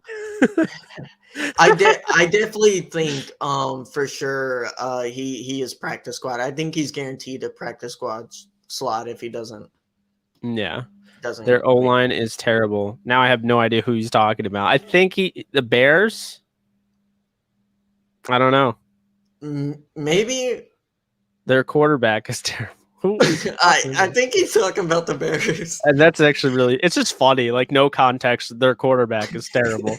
I think Harris will get a touchdown week 1. That's my bold prediction. I would like that. I don't hate that. If it's in the 4th quarter during garbage time and we're like McVay's like, whatever, just put Wolford in and not get Stafford hurt. What if there's just the first play of the game and it's a flea flicker, Stafford deep. He's got Deshaun Jackson wide open. Like, I could totally see that to start the game. I would have really loved if Cam Akers was in there and you still had Tutu Atwell and you did like a double reverse and had like either Atwell or had Akers throw a touchdown like to a wide receiver, like a cup wide open. That would I felt like McVay would come up with that crazy type of play like he did in the Bengals game. They probably had it in mind. That Bengals game touchdown was like that. Remember that? Oh, that was great. That was great. Like, I remember being like, whoa. Cooper Kupp was going to break the record, and they just didn't care. He was going to break the record for receiving yards in a game, and they just stopped giving it to him. He had like 220 at the half. That was nuts. That's a bad recipe. I don't know what you're talking about, but it's really funny. Oh, man, love Scott. What up, Ramley? How we doing, Jody? Oh, what up? Let's see. You guys enjoying the stream so far? Happy Monday. It is a good Monday. It's great. Dwayne Haskins, a terrible mentality going in. He was catered to be the best mentality of his life and collapsed. Justin Fields will be a lot better. I don't know for sure about all of that. I just don't really think he was around a bunch of quarterback gurus, except for I really do think if you guys didn't check out my video, my interview with Bryce Perkins yesterday, check that out. He says a lot of very interesting comments, pretty much raves about Kevin O'Connell and his development and says, he wouldn't be where he is today without O'Connell. And that's who Dwayne Haskins had. And when you watch those last 4 games of that season with Haskins, O'Connell was finding his stride. He was getting Haskins comfortable. It's upsetting. And me, I'm a proponent, believer in the young quarterback ecosystem being dead or dying. And I just feel like that further proves it. Hope he does well in Pittsburgh though. They're more hype about incompletions to wide receiver 2 than Fields. Oh God. I mean, I've never seen a reel like you ever just put a highlight reel together of a receiver getting a ball overthrown, like not catching it. I've literally seen highlight reels of and you started having a fan base. You back? Well, I just don't get it because you see, you see other fan bases starting to do it now to Jalen Ramsey. It's like there are plays where he's been cooked. You can use those plays. It killed me because they're picking incompletions. It's like, I stop know. it. They're like, Know. oh, he got cooked. I'm like, do you not understand the difference between zone and man? You can go into Madden and look at it. It makes it very easy. It's a visual representation. There is a difference. And like there are plays where Jalen has been burned. And like I said, people don't want to pick those plays because guess what? It doesn't happen often. And it's not your favorite wide receiver. But not the one with Adams. Nuts. It's like they don't even pick the right ones. Like Adams, are you kidding me? That was miscommunication. Like Jalen Ramsey had to get over there. He had to go from one side of the field to the other in the playoffs and try to guard Adams, who was the man in motion. And he had all these like linebackers and guys that were in front of him, like, yo, get out of the way, or at least go over there. And like, no one was helping him. So I just, that's annoying when they always they're running away from Jalen Ramsey. So he's not in coverage. Exactly. That's what they had to do, is when someone who's claimed to be number one wide receiver in all of football has to run away from our number one cornerback. I do think he's the best receiver in football, but I also think Jalen is the best cornerback in football. And I think there's a significant drop off after Jalen, in my opinion. And I don't think it's anything against anyone else. I think Jalen has become that good where he's not quite an Aaron Donald at his position, but he's getting there. And I would say Jair is number 2 and Marlon Humphrey is number 3. I think those are the 3 best. Marlon Humphrey forced 8 fumbles last year. Like, why does no one talk about that? I mean, like, besides what he was able to do in coverage, the guy's constantly trying to punch the ball out. Love that guy. Love watching his game. And then Jair Alexander, I had a mock draft when the Rams actually had their pick, and I had the Rams taking Jair Alexander. Was met with a lot of, no, there's no way. Like, he's not good. Like, he gets hurt way too much, injury prone, all of that. I said he's the best mirror and coverage that you can get in this draft. And everyone was telling me about Josh Jackson, and not to wave the flag here, but Josh Jackson was traded to the Giants for Isaac Yiadom and Jair, meanwhile. And by the way, they're on the same team. Jair Alexander is the second best cornerback in football. I just had to throw that out. I think the funny thing about it too is people don't realize, people always go off of picks and flashy numbers when it comes to the cornerback position, but Jalen is such a rare breed. He doesn't get thrown to, and you could make the argument, well, he wouldn't make the interceptions if he did. I don't think that's true. I think he proved in his first 2 years at the position, if you throw at him, he will pick you off. And if you're not top tier, like Mahomes level accurate, you're getting picked off if you throw at him and your wide receiver isn't elite top 3. And I feel like a lot of people want to hate on Jalen Ramsey right now, and I love it. I love them giving him more fire, Jake. I want us to be the number 1 defense again. I don't think it'll happen, but if it does happen, it'll be because Aaron Donald is playing great and Jalen Ramsey is playing great, and that is definitely more fuel for the fire. No, I agree with you there. This is funny. Jody, I woke up late for my fantasy draft yesterday. I got up and got to pick my bench players. I've been there. I woke up late and, they already started the auction draft for like the new season in a dynasty league. And I'm like, oh no. Like, I was planning everything I did was because I was going to do this in the auction draft. And then I overslept and missed it. And I had to get Joe Flacco's your QB1 for fantasy. No. I mean, we're talking the year, Bradford, I think, was with the Cardinals, and I had to snag him because I didn't have a backup quarterback. Like, it was bad.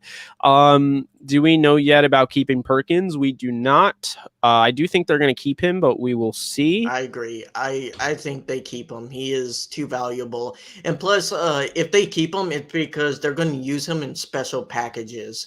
You almost have to. In jet sweeps, in like toss plays. You use them on some red zone plays, and it definitely can be useful. Yeah, I mean, talk about the same way what's his face is used. I mean, now I think he's out for the year, sadly, but you remember Lynn Bowden over in Kentucky. I mean, he was originally a quarterback. He's, gone from running back to now he's back to wide receiver. So, I mean, he could be used in that way as well.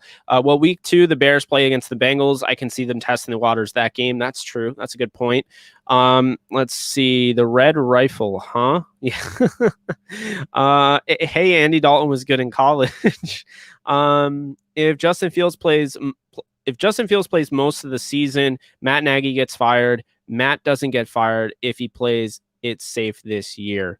Yeah, that's true. I mean, I don't know. I think Justin Fields is going to have a really good season if he plays. I just don't know how much he's going to play, and I'm not really a huge fan of Matt Nagy in general. Andy Dalton is dog water. That is interesting.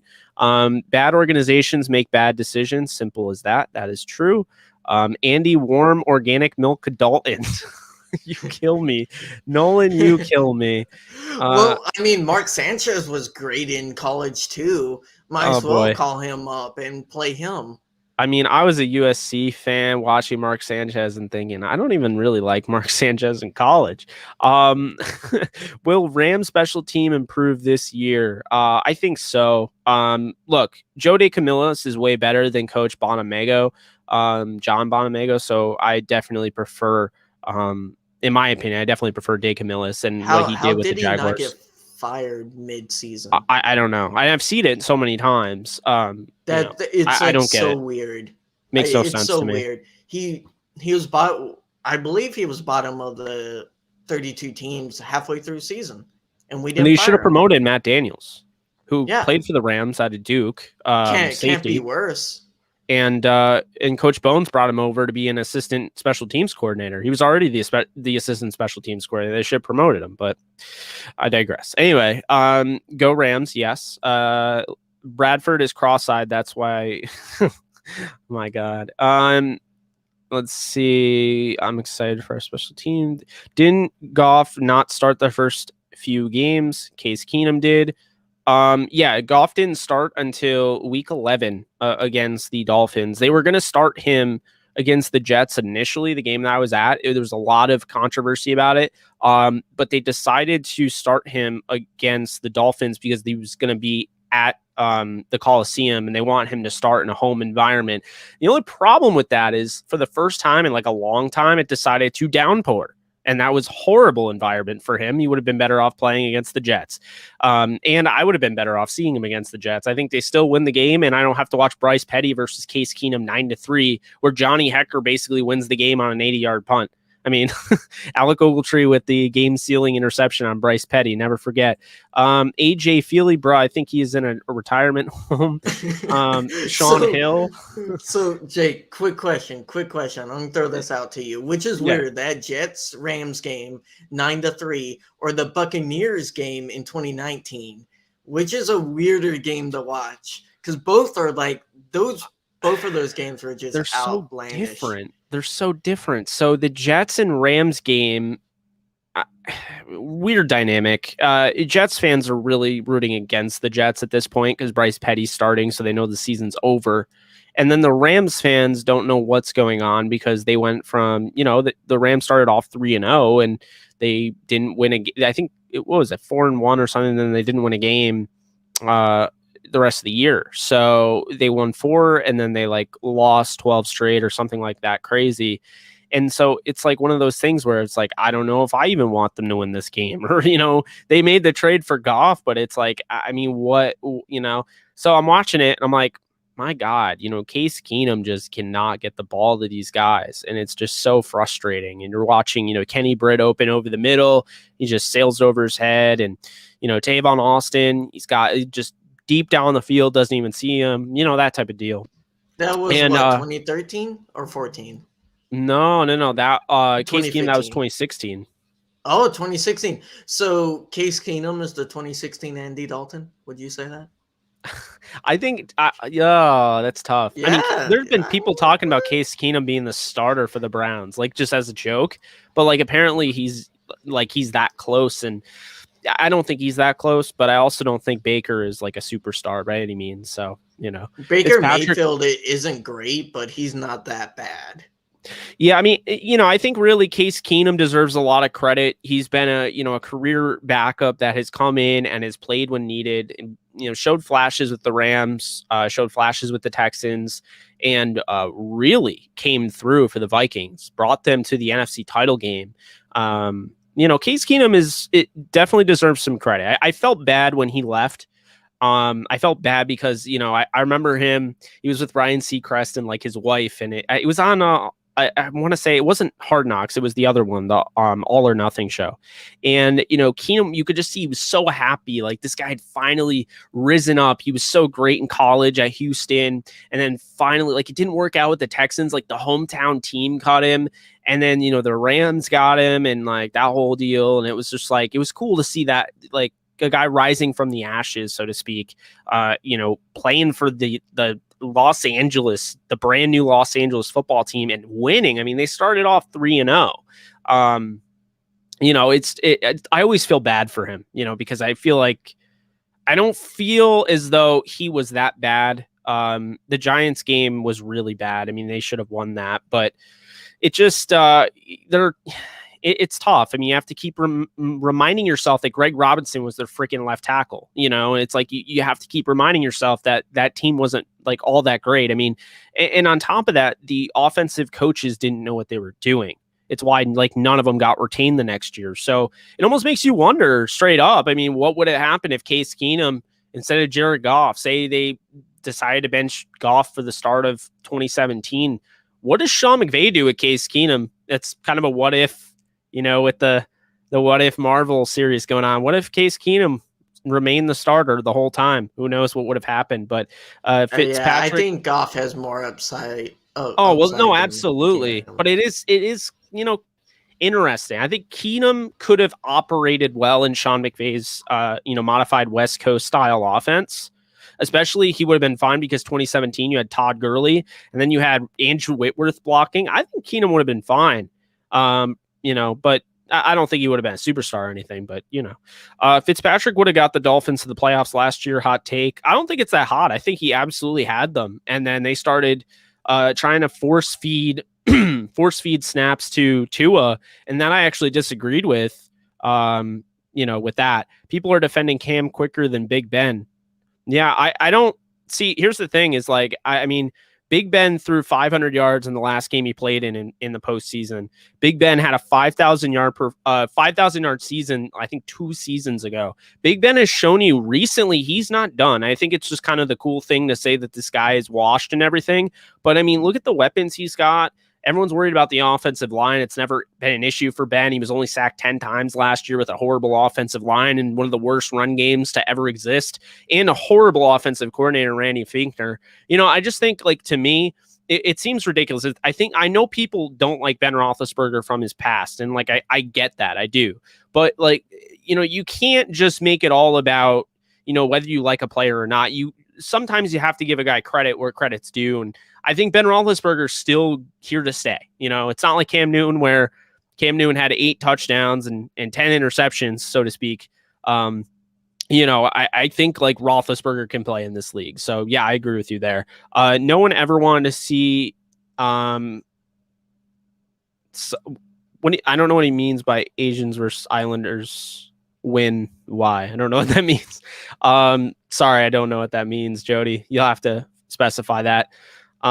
Being a contrarian, are we prepared emotionally if Stafford struggles in the new to him offense? Not saying it will happen. Are we prepared emotionally if Stafford struggles in the... I don't know if we are emotionally prepared for Stafford to struggle, because there's just so much riding on this team. There's so much riding on Stafford. And I mean, the belief is that, you know, Sean McVay thinks that he can take them to new heights, and that Jared Goff was kind of holding him back and what he could call, the plays he could call, the receivers and what they could do, just the whole offense. So if that's the argument made by the coach, and, you know, obviously, you know, actions speak louder than words, then you really need to see it out of Stafford. I don't think he's going to struggle, but no, we're not emotionally prepared as Rams fans to see Matthew Stafford struggle. I can tell you that much. And I did lose Ashton. We got disconnected here, so I'm going to bring him back to wrap this show up.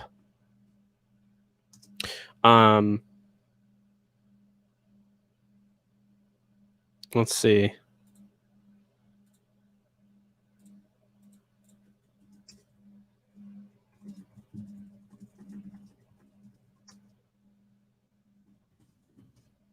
Oh, okay. So, there we go. There we go. He's back. There's a question, same price. Who would you rather as a backup, Andy Dalton or John Wolford? John Wolford every day of the week. It's without a doubt. I would 100% go with John Wolford. Let's see. Remember, guys, cap space is a lie. That's true. You can always manipulate the cap. Well, cap space isn't technically a lie. It's more you have flexibility over years. And that's what people don't understand is you can move it across years and move your dead space across years as long as the player agrees to it. And then you have a difference between guaranteed money and like bonuses. And there's a lot of things that go into it that you don't understand the financial side of it. So it doesn't mean it's not there. It just means it's not hard coded for that year. You can definitely push it across years.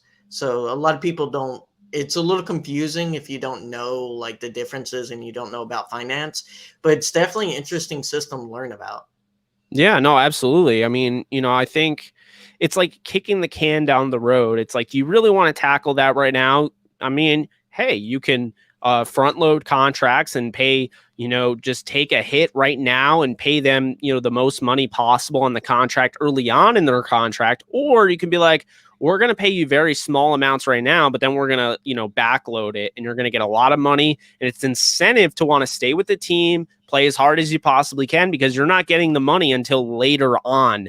You're not getting the bag, so to speak. So, players will do the backloaded deals. And that's why, like Rams, for instance, a lot of their contract discussions, things like that are way more complex than other teams because they like to backload deals a lot. And, when people are like, oh, you can just restructure, not necessarily because they have a blueprint on how they want to do things. Tony Pastores, I know, leads the charge in that regard. And so you really want to have all the contracts kind of go together like a spider web, so to speak. And as soon as you, make that decision to restructure, it kind of, disrupts the spider web a little bit. As there's a spider coming down right now, I'm going to burn the house down, but but you know what I mean? It's like you have to, it's all together. It's all, a collective thing. And that's why so often, like when people are like, oh, you gotta, constantly, you have to keep, cutting, or you have to keep, restructuring or trading. Yeah. Like the Rams are, no one's broke. I mean, let's make that obviously. The Saints were 100 million over the cap, like by far. And they got, I don't think they cut a lot of players either to get under it, which is and people, that's the funny thing about media is like they always come after the Rams for bad contracts. And granted, the Rams have had some bad contracts. I will give them that. But then they won't look at a team like the Saints, $100 million over the cap, and not say a word about it. And it's always like the house is always on fire with the Rams. It really is, even though Sean McVay has a winning, like we're all used to it. Sean McVay has a winning percentage in the NFL. He's done so much for the whole team, but yet we get held to a different standard. Same thing with trades. We're always betting our future, even though Seattle will trade for a safety who can't even save.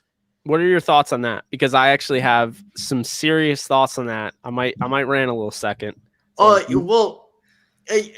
Baseball was good in the 30s. Okay, it was no offense to anyone who likes baseball, but baseball was popular in the 30s, 40s, and 50s. It's popular, so to say, now, but football has just overtaken it. It really has. America's pastime, I would say, if you're going by definition, it is football. Well, I would say America's pastime, since you're using the word past, would be baseball. And I think the big thing here is that football failed to do what baseball has not failed to do. Being in New York, I've seen it firsthand. I've gone to Cooperstown. I see that, everything is preserved well. You can find these old games. They do a great job of, you can find all these old players. I know guys like Raleigh Fingers, and like, I know all these guys, and I've known them since I was little. I Phil Rizzuto, all sorts of guys, right? Like Honus Wagner, we talk about that baseball card, Hank Bauer, guys like that. I know those guys. I've known them since I was little. But with football, I don't feel like I've learned football history like just as I've gotten older, I have, but I've had to go out and search for it. And I don't feel like the NFL's done a good job with that. I would tell anybody straight to their face, hey man, I love the NFL, but you guys have to do a better job of preserving your history, because, when you make these top 100 all-time top 100 lists and all these guys are leatherheads, I can't get behind it because I don't know who the hell all of them are, and a lot of people feel that way. And so, guys like Jim Thorpe that changed the game, they don't get, enough credit because you can't even find, videos of him playing. I know they're out there. I know they have an archive. They should release the archive as part of their Game Pass. I mean, you're asking people to pay $100 for the year. Maybe do that. Maybe have a streaming service where you do that. I've always felt that way. And, I just talk about the fact that like certain stats were kept. Baseball, that doesn't exist. Like there's no such thing as certain stats that weren't kept. Babe Ruth has 714 home runs or whatever he ended up with. You know what I mean? That's what we know. Cy Young is the all-time leader in strikeouts, like 512. That's the thing, is that, or not strikeouts, wins. Sorry. That's the thing, is that we have all of these stats and they mean something in baseball because they are always kept. Whereas football, I still don't know who the sack leader is all time because we've decided not to go back. I don't know how you don't get a task force. Go back, go through all of the film that you clearly own, you have, and make sure who is the sack leader. I don't know why we can't go back and give guys credit for tackles. It's just ridiculous. They'll be like, well, the tackles didn't come in the 80s or late night. I don't care. Do it. I mean, it's ridiculous to me that the all-time leading sack artist in a single season is either Coy Bacon, a Ram, or it is Deacon Jones, a Ram, and they're tied at 26. But we talk about Michael Strahan, and it's like, I don't have anything against Strahan, but if that's the case, then we're not doing they're not doing football, a good service there. And there's so many of those stats that just aren't kept. I'm not talking about QBR. I know QBR is new, but there's tackles. How are we supposed to, with statistics, how are we supposed to compare these linebackers? You just say, oh yeah, you go back, you watch the film, except where's the film? I can watch NFL films where you narrate over a guy for 5 minutes, which sounds amazing, by the way. I'm not hating on that. But, a guy like, for instance, I don't think people have, like, they have the understanding of how dominant that one season I think he was 27 years old at the time, former Ram wide receiver, Hall of Famer, crazy legs, Elroy Hirsch. He had an OBJ type of like rookie year, but even better because he played in 12 games, had like 1,600 yards, something like that, 13 touchdowns. No one talks about those guys. And you know why? Because football does not do a good job, or the NFL does not do a good job of putting it out there so people can finally see it. I have made a rant video about this, Scott. I can see you but I have done it. But I will defend football, at least in the short term. They've done a better job in the last 20, 30 years of recording, keeping all the stats tracked, unlike Madden, actually doing that stuff correctly. And now, like, if you're saying America's pastime right now, and by pastime, you mean what do you do after work? 9 times out of 10, if you just assume what someone's doing on a Sunday, I guarantee you it's going to be football compared to, or Saturday. Like, yeah, especially you have to talk about regions too, because sometimes it's more cultural. In the Northeast, you live in New York, so baseball has a little bit more of a presence, way more history. Well, I like football more. Let's keep that in mind. Yeah. I'm not more, saying actually. you like baseball more. I'm saying New England just has a richer culture of baseball than, let's say, the South, which I've lived most of my life, living in the Southeast, where college football is what has the richest culture in it, sports culture. Well, and what I would say to further your point, to actually back you up in this regard, the recent history, I feel like the NFL's done a better job than the MLB. The MLB, and I'm not just talking about, I think Rob Manfred's the worst commissioner in sports, but I'm not just talking about that. I'm talking about the fact that baseball has gone so heavy on analytics, it kills the chance that a casual fan can get in. And before anyone, comes out and says, okay, Jake's the casual fan of baseball, I used to be a diehard fan. And honestly, analytics kind of pushed me away. I was not as interested anymore. I don't like the idea of having, starting pitcher go 2 innings and having a bullpen game. I think that's absolutely outlandish. See, the idea to put that many guys in to make one mistake to, kill the whole game makes no sense to me. I'm not a fan of all the constant pinch hitting and pinch running and all of that. I'm not a fan of, baseball. I played for, 14 plus years. I'm not a fan of playing baseball and managing baseball through a computer. I'm not a fan of that. I feel like there's a lot of feel with that game. It's the same thing with football. And I know, the Rams have a really good analytical guy. I forget his name. And they're dealing with analytics more, but it's more like based on when you're going to go for it on 4th down and then how those numbers add up. I still disagree, but it's not taking over the sport. Well, baseball is what? 1-to-1. It's a pitcher and a hitter versus football where you have a complex group of people working together in timing, in execution, and and you have other people on the other side too. So you have so many complexities to football compared to baseball where you have one hitter, one thrower, and then it's a lot easier to predict analytically. And I have a statistics background, so it's definitely a lot easier to kind of predict what's going to happen with hits, what misses, stuff like that in baseball. I'm not a big baseball fan, so I can't testify to it. I can't stand going to games. It's not for me. I rather watch hockey. I rather watch various other sports. But when it comes to baseball, to me, the thing that gets me is it's all about failing and just watching for one guy to succeed 90% of the time. Of course, you'll have a gamer here that has 14 hits, but that's so rare in the MLB and in the pros that like most games are 1 or 2 hits to 1 or 2 hits. I don't know. It is crazy that the sport is all about, as I think it was Mickey Mantle said, if you hit, you get it on base 3 times out of 10, you're doing well. And it's like, it's true. Crazy. That'd be a 300 average, Why do I want to watch no action? That's like watching an NFL game where you have in 10 plays in a row, 0 yards gained. Those are terrible to watch. I like it. I think, I would say no disrespect to baseball fans. It's just for me, it's not for me. No, I get that. I think it's a really interesting discussion though that of course, our guy Scott brought up. And then 49ers quarterback Trey Lance has a small chip in his finger and is expected to miss about a week per Kyle Shanahan. I almost feel like he worded this in a way that could be considered like a joke. Like as in like I don't know if he's serious or not. If he is, then you know what I just read? I read Kyle Shanahan has named Trey Lance the starter, but he's not going to start him week 1. Like that's what I read there. Because I mean, I think they should start Trey Lance over Garoppolo in my opinion. Now the interesting thing, Ashton, since we've been on the air, apparently Bernardrick McKinney was cut. The Dolphins cut McKinney. What? I mean, I don't. What? What's going on with the Dolphins? They cut Skura, they cut McKinney. Center? Did the 3-year-old in the general manager's office to make the? I guess he's pressing the wrong buttons on accident on the cut machine. Man, what is going on? Dolphins cut McKinney. Yeah, we're seeing that. That's crazy. He would be the best linebacker on the Rams. That is true.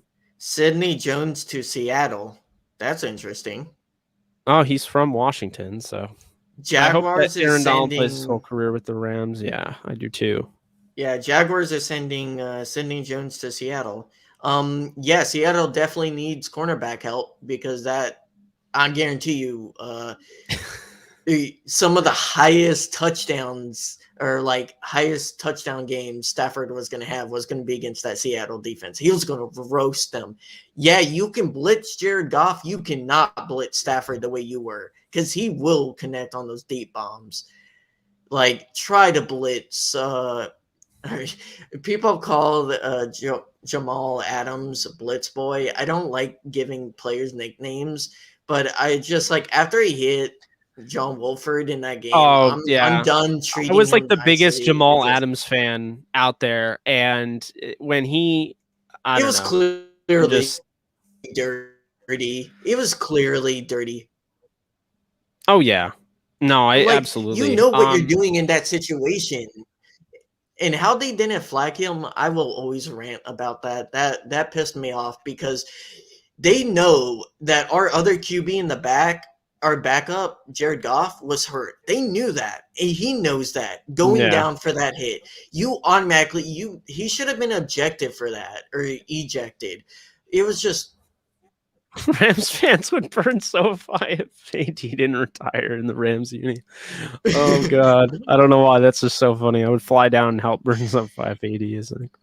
With Johnny Hecker, I feel the Rams don't use him to the full potential since Bones left. That's true, but I don't know. I think that's probably McVay. I don't think he likes the trick plays as much. It seemed like he really he soured on got him. burnt. Well, he got burned on them in 2019. We had what, like 2 or 3 games where we tried it and just didn't do anything for us. Yeah, getting rid of Johnny would be great. That's what sounds like it's going to happen. Jake wants Jared. Jake does not want Jared Cook back. Jake does not want Jared Cook back. No, Jake is absolutely not wearing. Does this look like a? Are you kidding me right now? Like, come on. This is the color of the Cleveland Cavaliers wine. Like, are you kidding me? No. Yes, I was talking about the Bears. Oh my God. What happened to Vince Ferragamo on the pre and post game show? I don't know at all. I hope he's okay if you're talking about something like that. I'm actually going to run real quick. I'm going to give you the floor.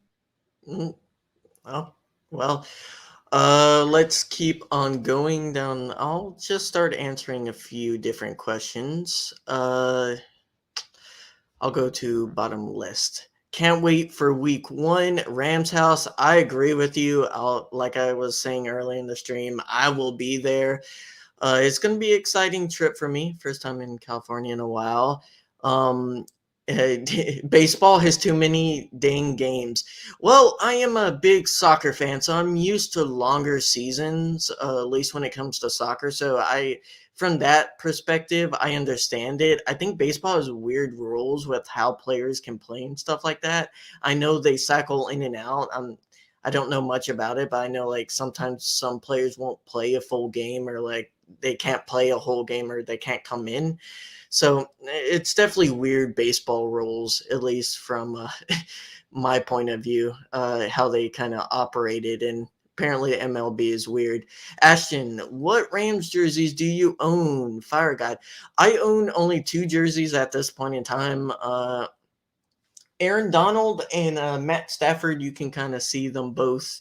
I'll point my camera up right there. Stafford right there. I'm still trying to get off my feet with my wife in a single bedroom apartment. So the money is not completely there yet. Going places. California is not cheap. I will tell you that. So I'd rather go to California and see the Rams in person than get another jersey. That's what it comes down to. Whoever is open staff's favorite wide receiver.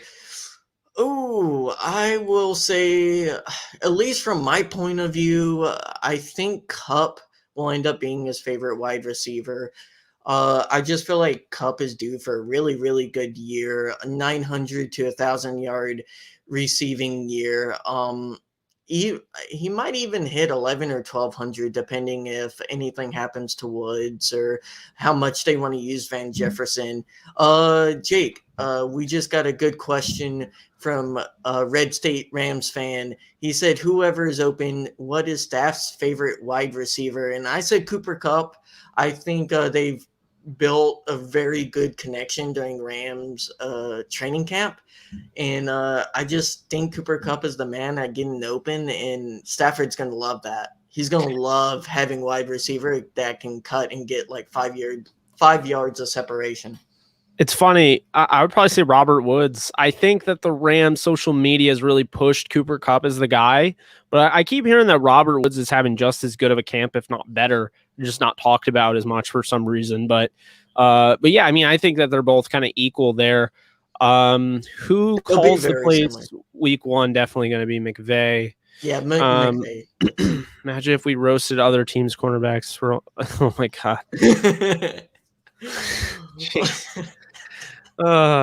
Does Morris call game day D, make adjustments like Staley? We know he communicates well, is a good player coach. Can he lead a top 5 defense? I have top 10, Eric. Great question, though. And I do think he'll call the game day defense.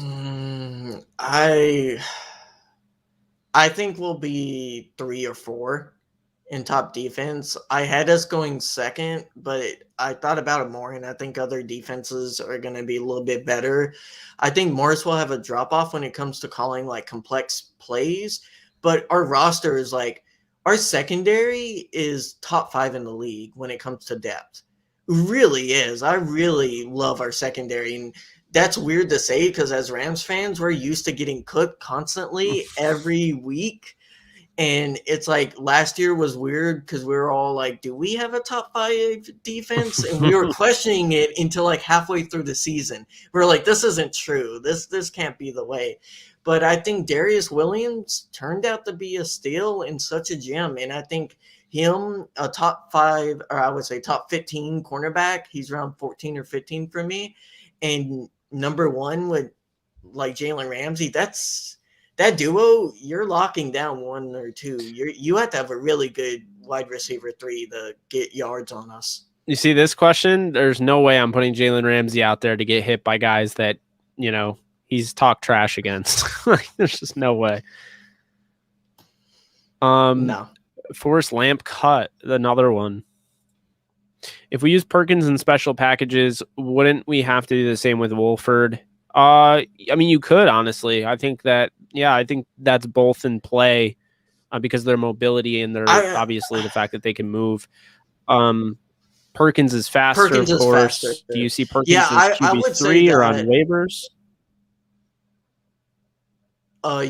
We both have him QB3.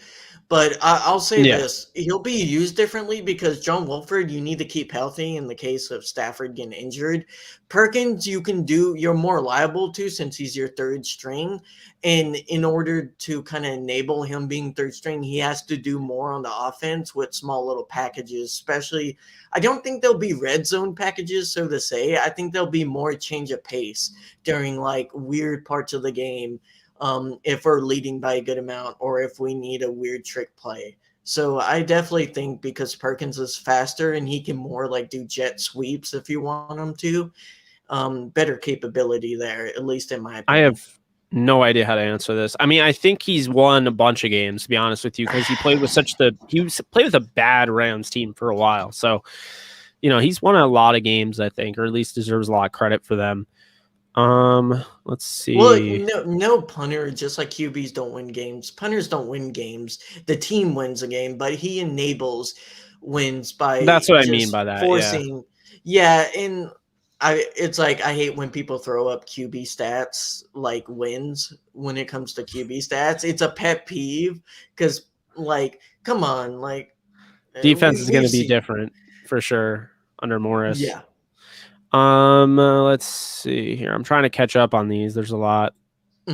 JE Beverage Live. Oh, this is tough. Ooh.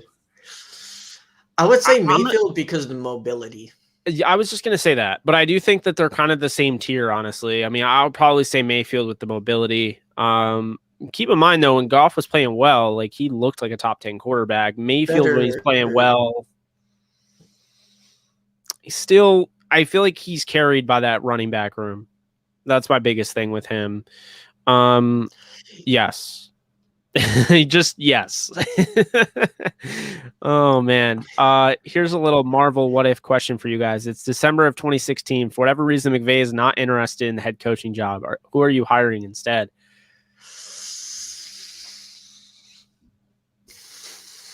At that time or now? Because that's two different at that questions. time. Dude, I did not like all the coaches. I guess you could say Shanahan because he was on the market. Like, I like Shanahan. Assuming McVay's not interested in that coaching job, he's probably with the Niners. So I'd probably say Shanahan. Yeah. Shanahan is the only guy you could go with. Everyone else, I would say, just give a young random coach a chance, and if it happens, it happens. If it doesn't, just move on a year later. I love that. And I see you're so slick there. I see the Rams and Louisville Cardinal logo there. No, I agree though. I mean, I think Lamar Jackson should have won the Heisman, but that's just me. And are the Rams as successful? I have no idea. Again, Scott No. with the chances of getting a caliber of coach as McVay is very rare in this league. It really is. The NFL. I remember that. That's funny. He went really deep into that, Dave Demeshek. If it wasn't for Lamar's speed, he'd be right there with Baker. I mean, well, yeah. I mean, if it wasn't for Aaron Rodgers' wrist action, then he wouldn't be able to throw a ball as well as he does. I mean, Lamar Jackson's speed is what makes him Lamar Jackson. I mean, but I also think he's actually, at Louisville, I kept saying this and people didn't agree with me. Everyone's like, oh, he's like Michael Vick. No, Michael Vick is not the pocket passer that Lamar Jackson was in college. I thought he actually had some good accuracy in the pocket. The issue with Lamar Jackson, the common misconception with Lamar Jackson is that he couldn't throw on the run because his accuracy took a tumble. Whereas in the pocket, he actually, proved that he could perform in college. Jared Goff can't read defense. Yeah, my biggest issue with Lamar coming out of college wasn't ever his ability to do it, was his health. I think mobile QBs have to learn to slide in this league, and if they don't, they get hurt very easily. And that's my biggest issue with mobile QBs coming out of college. Some of them don't know how to slide, and in the NFL, when you get hit by middle linebacker 100 pounds heavier than you, you get wrecked. Oh no. Oh no, Kendall Hinton. Oh no! Wait, who's thrown the QB for the Broncos in that week game? If they have another COVID spat, I don't know who's gonna play a quarterback. That was a smart idea to have a quarterback at wide receiver. The Rams would be good because they have Cooper Kupp, they have Tutu Atwell. Akers, I was gonna say Akers, but yeah, exactly. Aaron Donald would be like, yo, give me the football right now. I low-key would love to see them just put Aaron Donald in the QB position just to see the defense react. The defense would just be so confused and just have him run it up the gut for a QB Jobo, snake. What's up, my guy? Salty Seahawks fans. It's because the Rams are aggressive. It's against the norm in the NFL.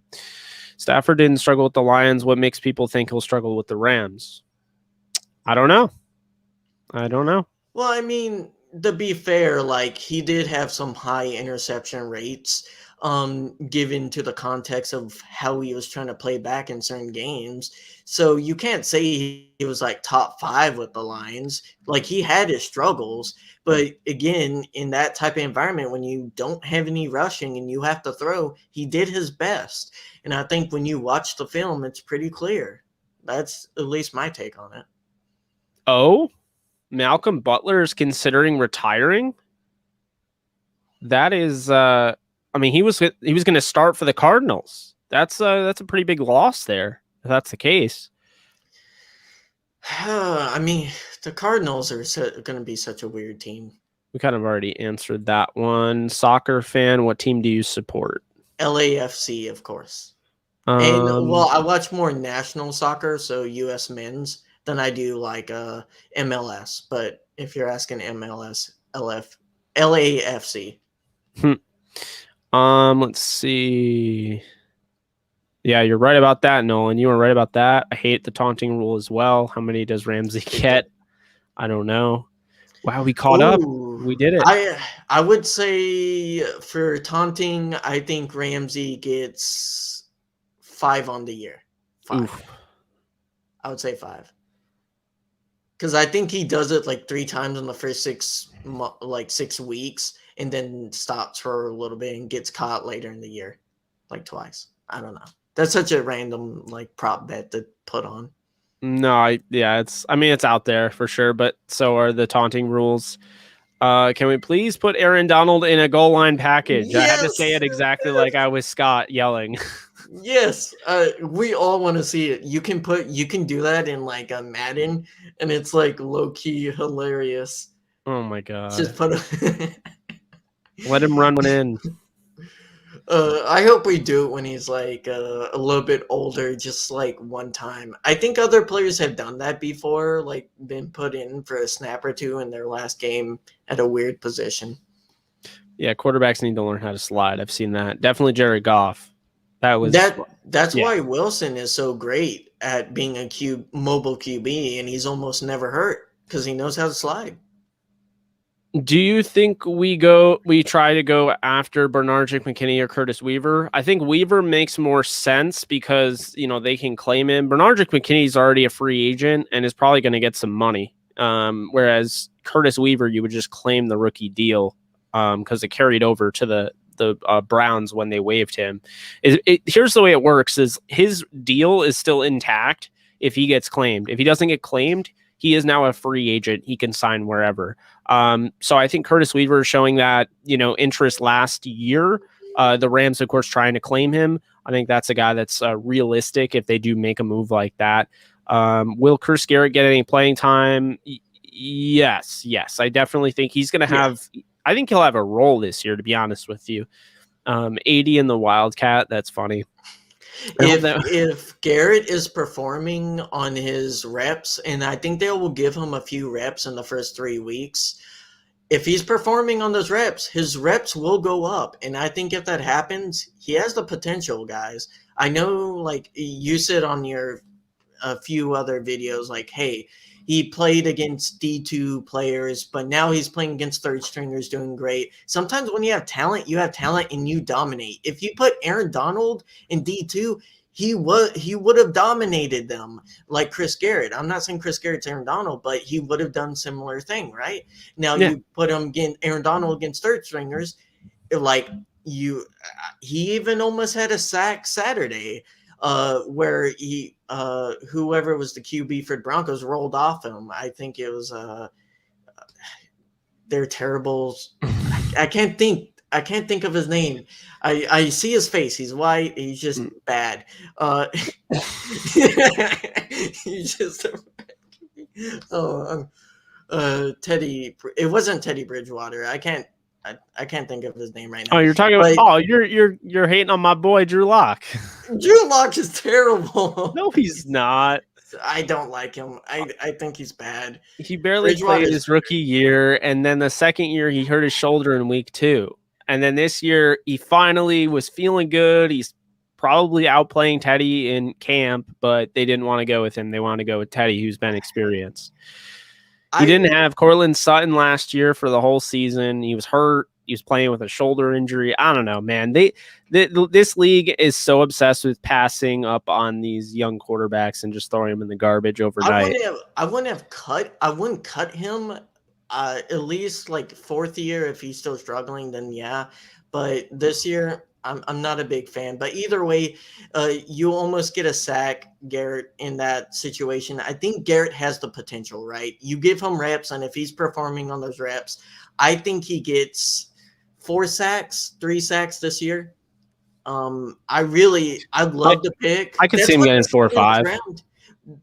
Jake, that's what the 7th round is for those crazy wild shots at players that you don't know, they may not work at all, but who cares? No one's going to judge you on your 7th round picks unless if they just are complete gems. Right. Yeah, I know. I agree with you. And Rams House is bringing back horrible memories. I don't know if I think you did catch some of my Madden gameplay. Trying to tackle James Conner is just not fair. I mean, he is just so good in that game, and it makes no sense to me. And Derrick Henry too. I have not played against Derrick Henry. Well, I guess I did. Maybe he was a James Conner variant. I don't know. Let's see what we got here. Jared Goff slides about as well as a giraffe on skates. Donald goal line like Perry Fridge. He spikes the ball like a giraffe on skates. 80 in the Wildcat, shot by Nolan. Yes. Remember when we played the Bears, that 12-6 game, they called a play where a defensive tackle or offensive lineman scored a touchdown. We could do that with Donald. Oh yeah, I do remember that. That was awful. My favorite one of Teddy Bridgewater. Warren Sapp caught touchdown in pass, so Aaron Donald must at least do it. Giraffe mode in the Motor City. Andy Dalton is better than Drew Lock. No, he's not. Stop that. He's not. Nope. Yeah, I'm not buying it. I'm not buying it. I hope that trend of ditching young quarterbacks. I see it right there. I hope that trend of ditching young quarterbacks early continues with Lance. I don't want that dude in our division. Do you think we keep Bryson Hopkins? Yes, I do, John. I think they're going to keep Bryson Hopkins. I'm still very high on Chris Garrett. I am as well. I actually think Hopkins gets put on the practice squad. He's not going to make it. He's a 4th round pick, first preseason. Thought he had a solid preseason. He's asked to do a lot more than Jacob Harris is right now, so that's the thing. Same with Kendall Bland. I mean, he really took the brunt of the blocking opportunities and that role. And I think you saw some good things from him. Obviously, not quite the receiver he was at Purdue, but they're not using him in that way. So, how do you tell it bad special teams is the special teams coach or the players? That's a great point. I mean, really what it comes down to, I think it's a combination. I mean, when players are just making, stupid penalties, a lot like last season, and, missed tackles that they should be making, I think it comes down to discipline. I really don't think that Bonamego was great with discipline, and obviously it showed up in the stat sheet. Bridgewater looked bad in preseason live. His spiral wasn't tight. He also missed a wide open Sutton over the top. That's very true. And so, okay, so now we're completely caught up here. Did you see that PI in the Broncos game close to the half? I didn't see it in person on the big screen. They didn't show the replay. I would need to know more about that. I think I probably said it was PI during the broadcast, but I don't remember for sure what has to happen for Ernest Brown. Ernest Brown, I think, makes the roster. I think right now, basically the approach that I was told with Ernest Brown is that they're going to use him as a hybrid, outside linebacker / defensive end. So right now he is working with the outside linebackers. He's, being a stand-up pass rusher. That is his thing right now. They're trying to get him comfortable, get him in the flow of things. And then as he develops the NFL speed and he gets confidence, then Eric Henderson is really going to be able to dive in and teach him the nuances of playing the defensive line in the NFL. So that's what they're doing right now. That's the approach. That's why he was used as a stand-up pass rusher. Wasn't used really much on the defensive line, and that's what I expect to see. How worried should we be about Trey Lance for the next however many years? Pretty worried. I think he's going to be an absolute nightmare to defend, and I think he's the best quarterback from this draft. You gotta have really good edges that can contain. Absolutely, that's the biggest part.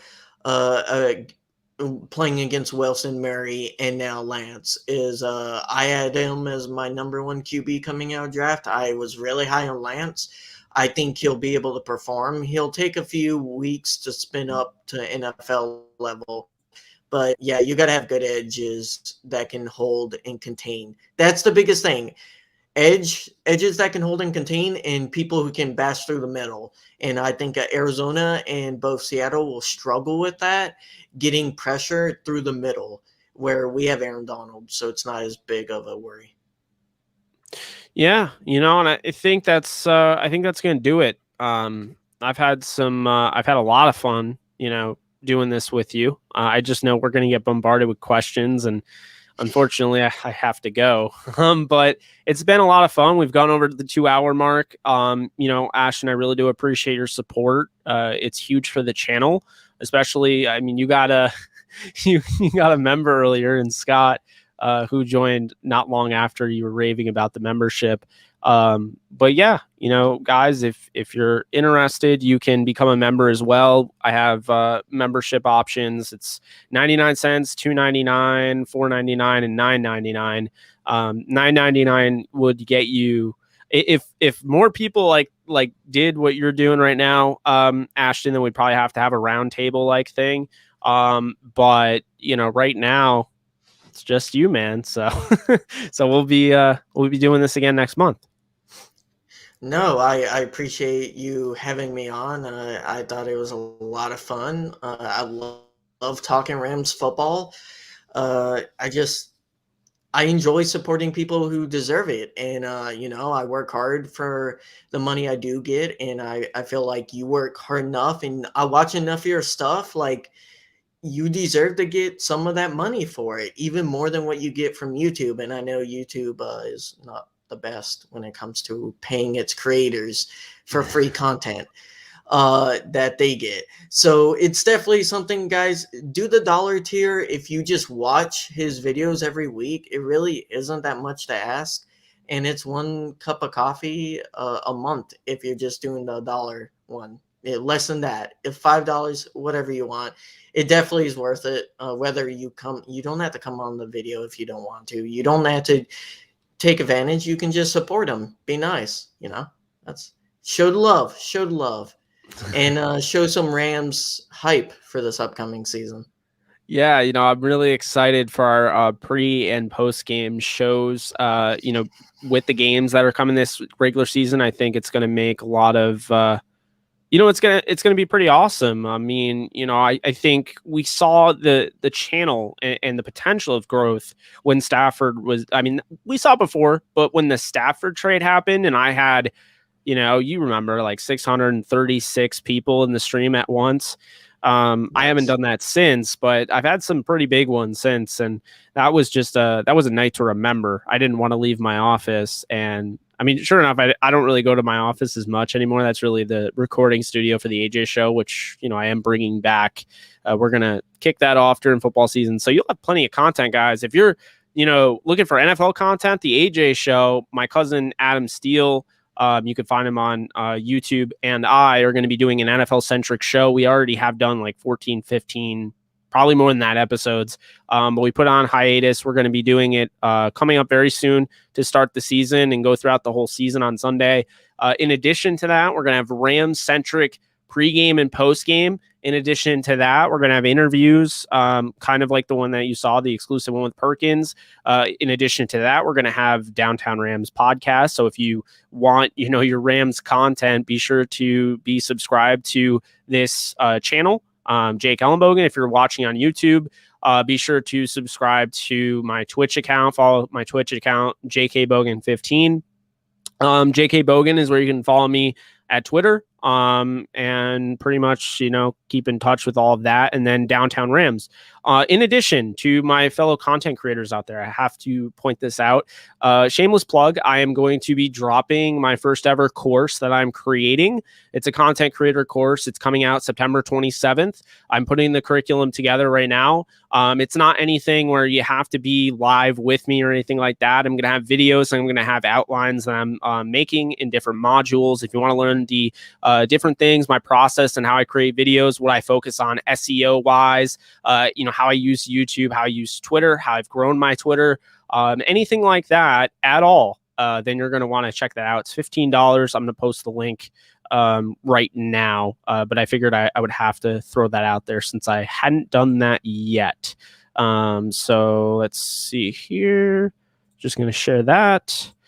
And that is the course link. So we already have, let's see, I'm just waiting on it to load. We have 4 pre-orders, so it's going well. It's been pretty awesome. But, as always, if you guys ever have to, have any questions or anything like that, my DMs are always open at JK Bogan on Twitter. Any final thoughts, Ashton, that you want to throw out there? No, just subscribe to this, man. You can find me on Twitter, of course, RamFanAshton1 at any time. I do a few digital edits and flat mock-up. I try to be real constantly, and I just looking forward to the season, Jake. I think we're gonna have a lot of fun this season. I have a good feeling. Hopefully. Oh, I did too. More excited than I was in 2018. So that doesn't mean anything, but I'm more excited than 2018. So I really am. And this team feels like it'll be better than 2018. And I feel like 2018 was special, but I just feel like having Stafford, I don't know if everyone truly realizes it. If you just watched him during Thanksgiving every year, then you're going to be pleasantly surprised because this guy is just a robot. He's phenomenal. He really is. He's right on the cusp of being elite. And I feel like going to the Rams is finally going to get him over that hump and he will be elite. So, definitely definitely curious to see what ends up happening. I know ESPN wrote an article. He was one of the guys that could potentially throw for 6,000 yards. I'm not going to go there. But I do have him win the MVP, and I do have the Rams beating the Chargers in the All-LA Super Bowl. But that's going to do it for us. So appreciate you guys. Make sure you follow at RamFanAshton1 on Twitter. He's been great. He's been great as a supporter. He's been great as a friend. And on top of it, not just Rams, if you like MCU, and I know a lot of you do, he's got the goods there as well. So that's going to do it for us. You guys take care, and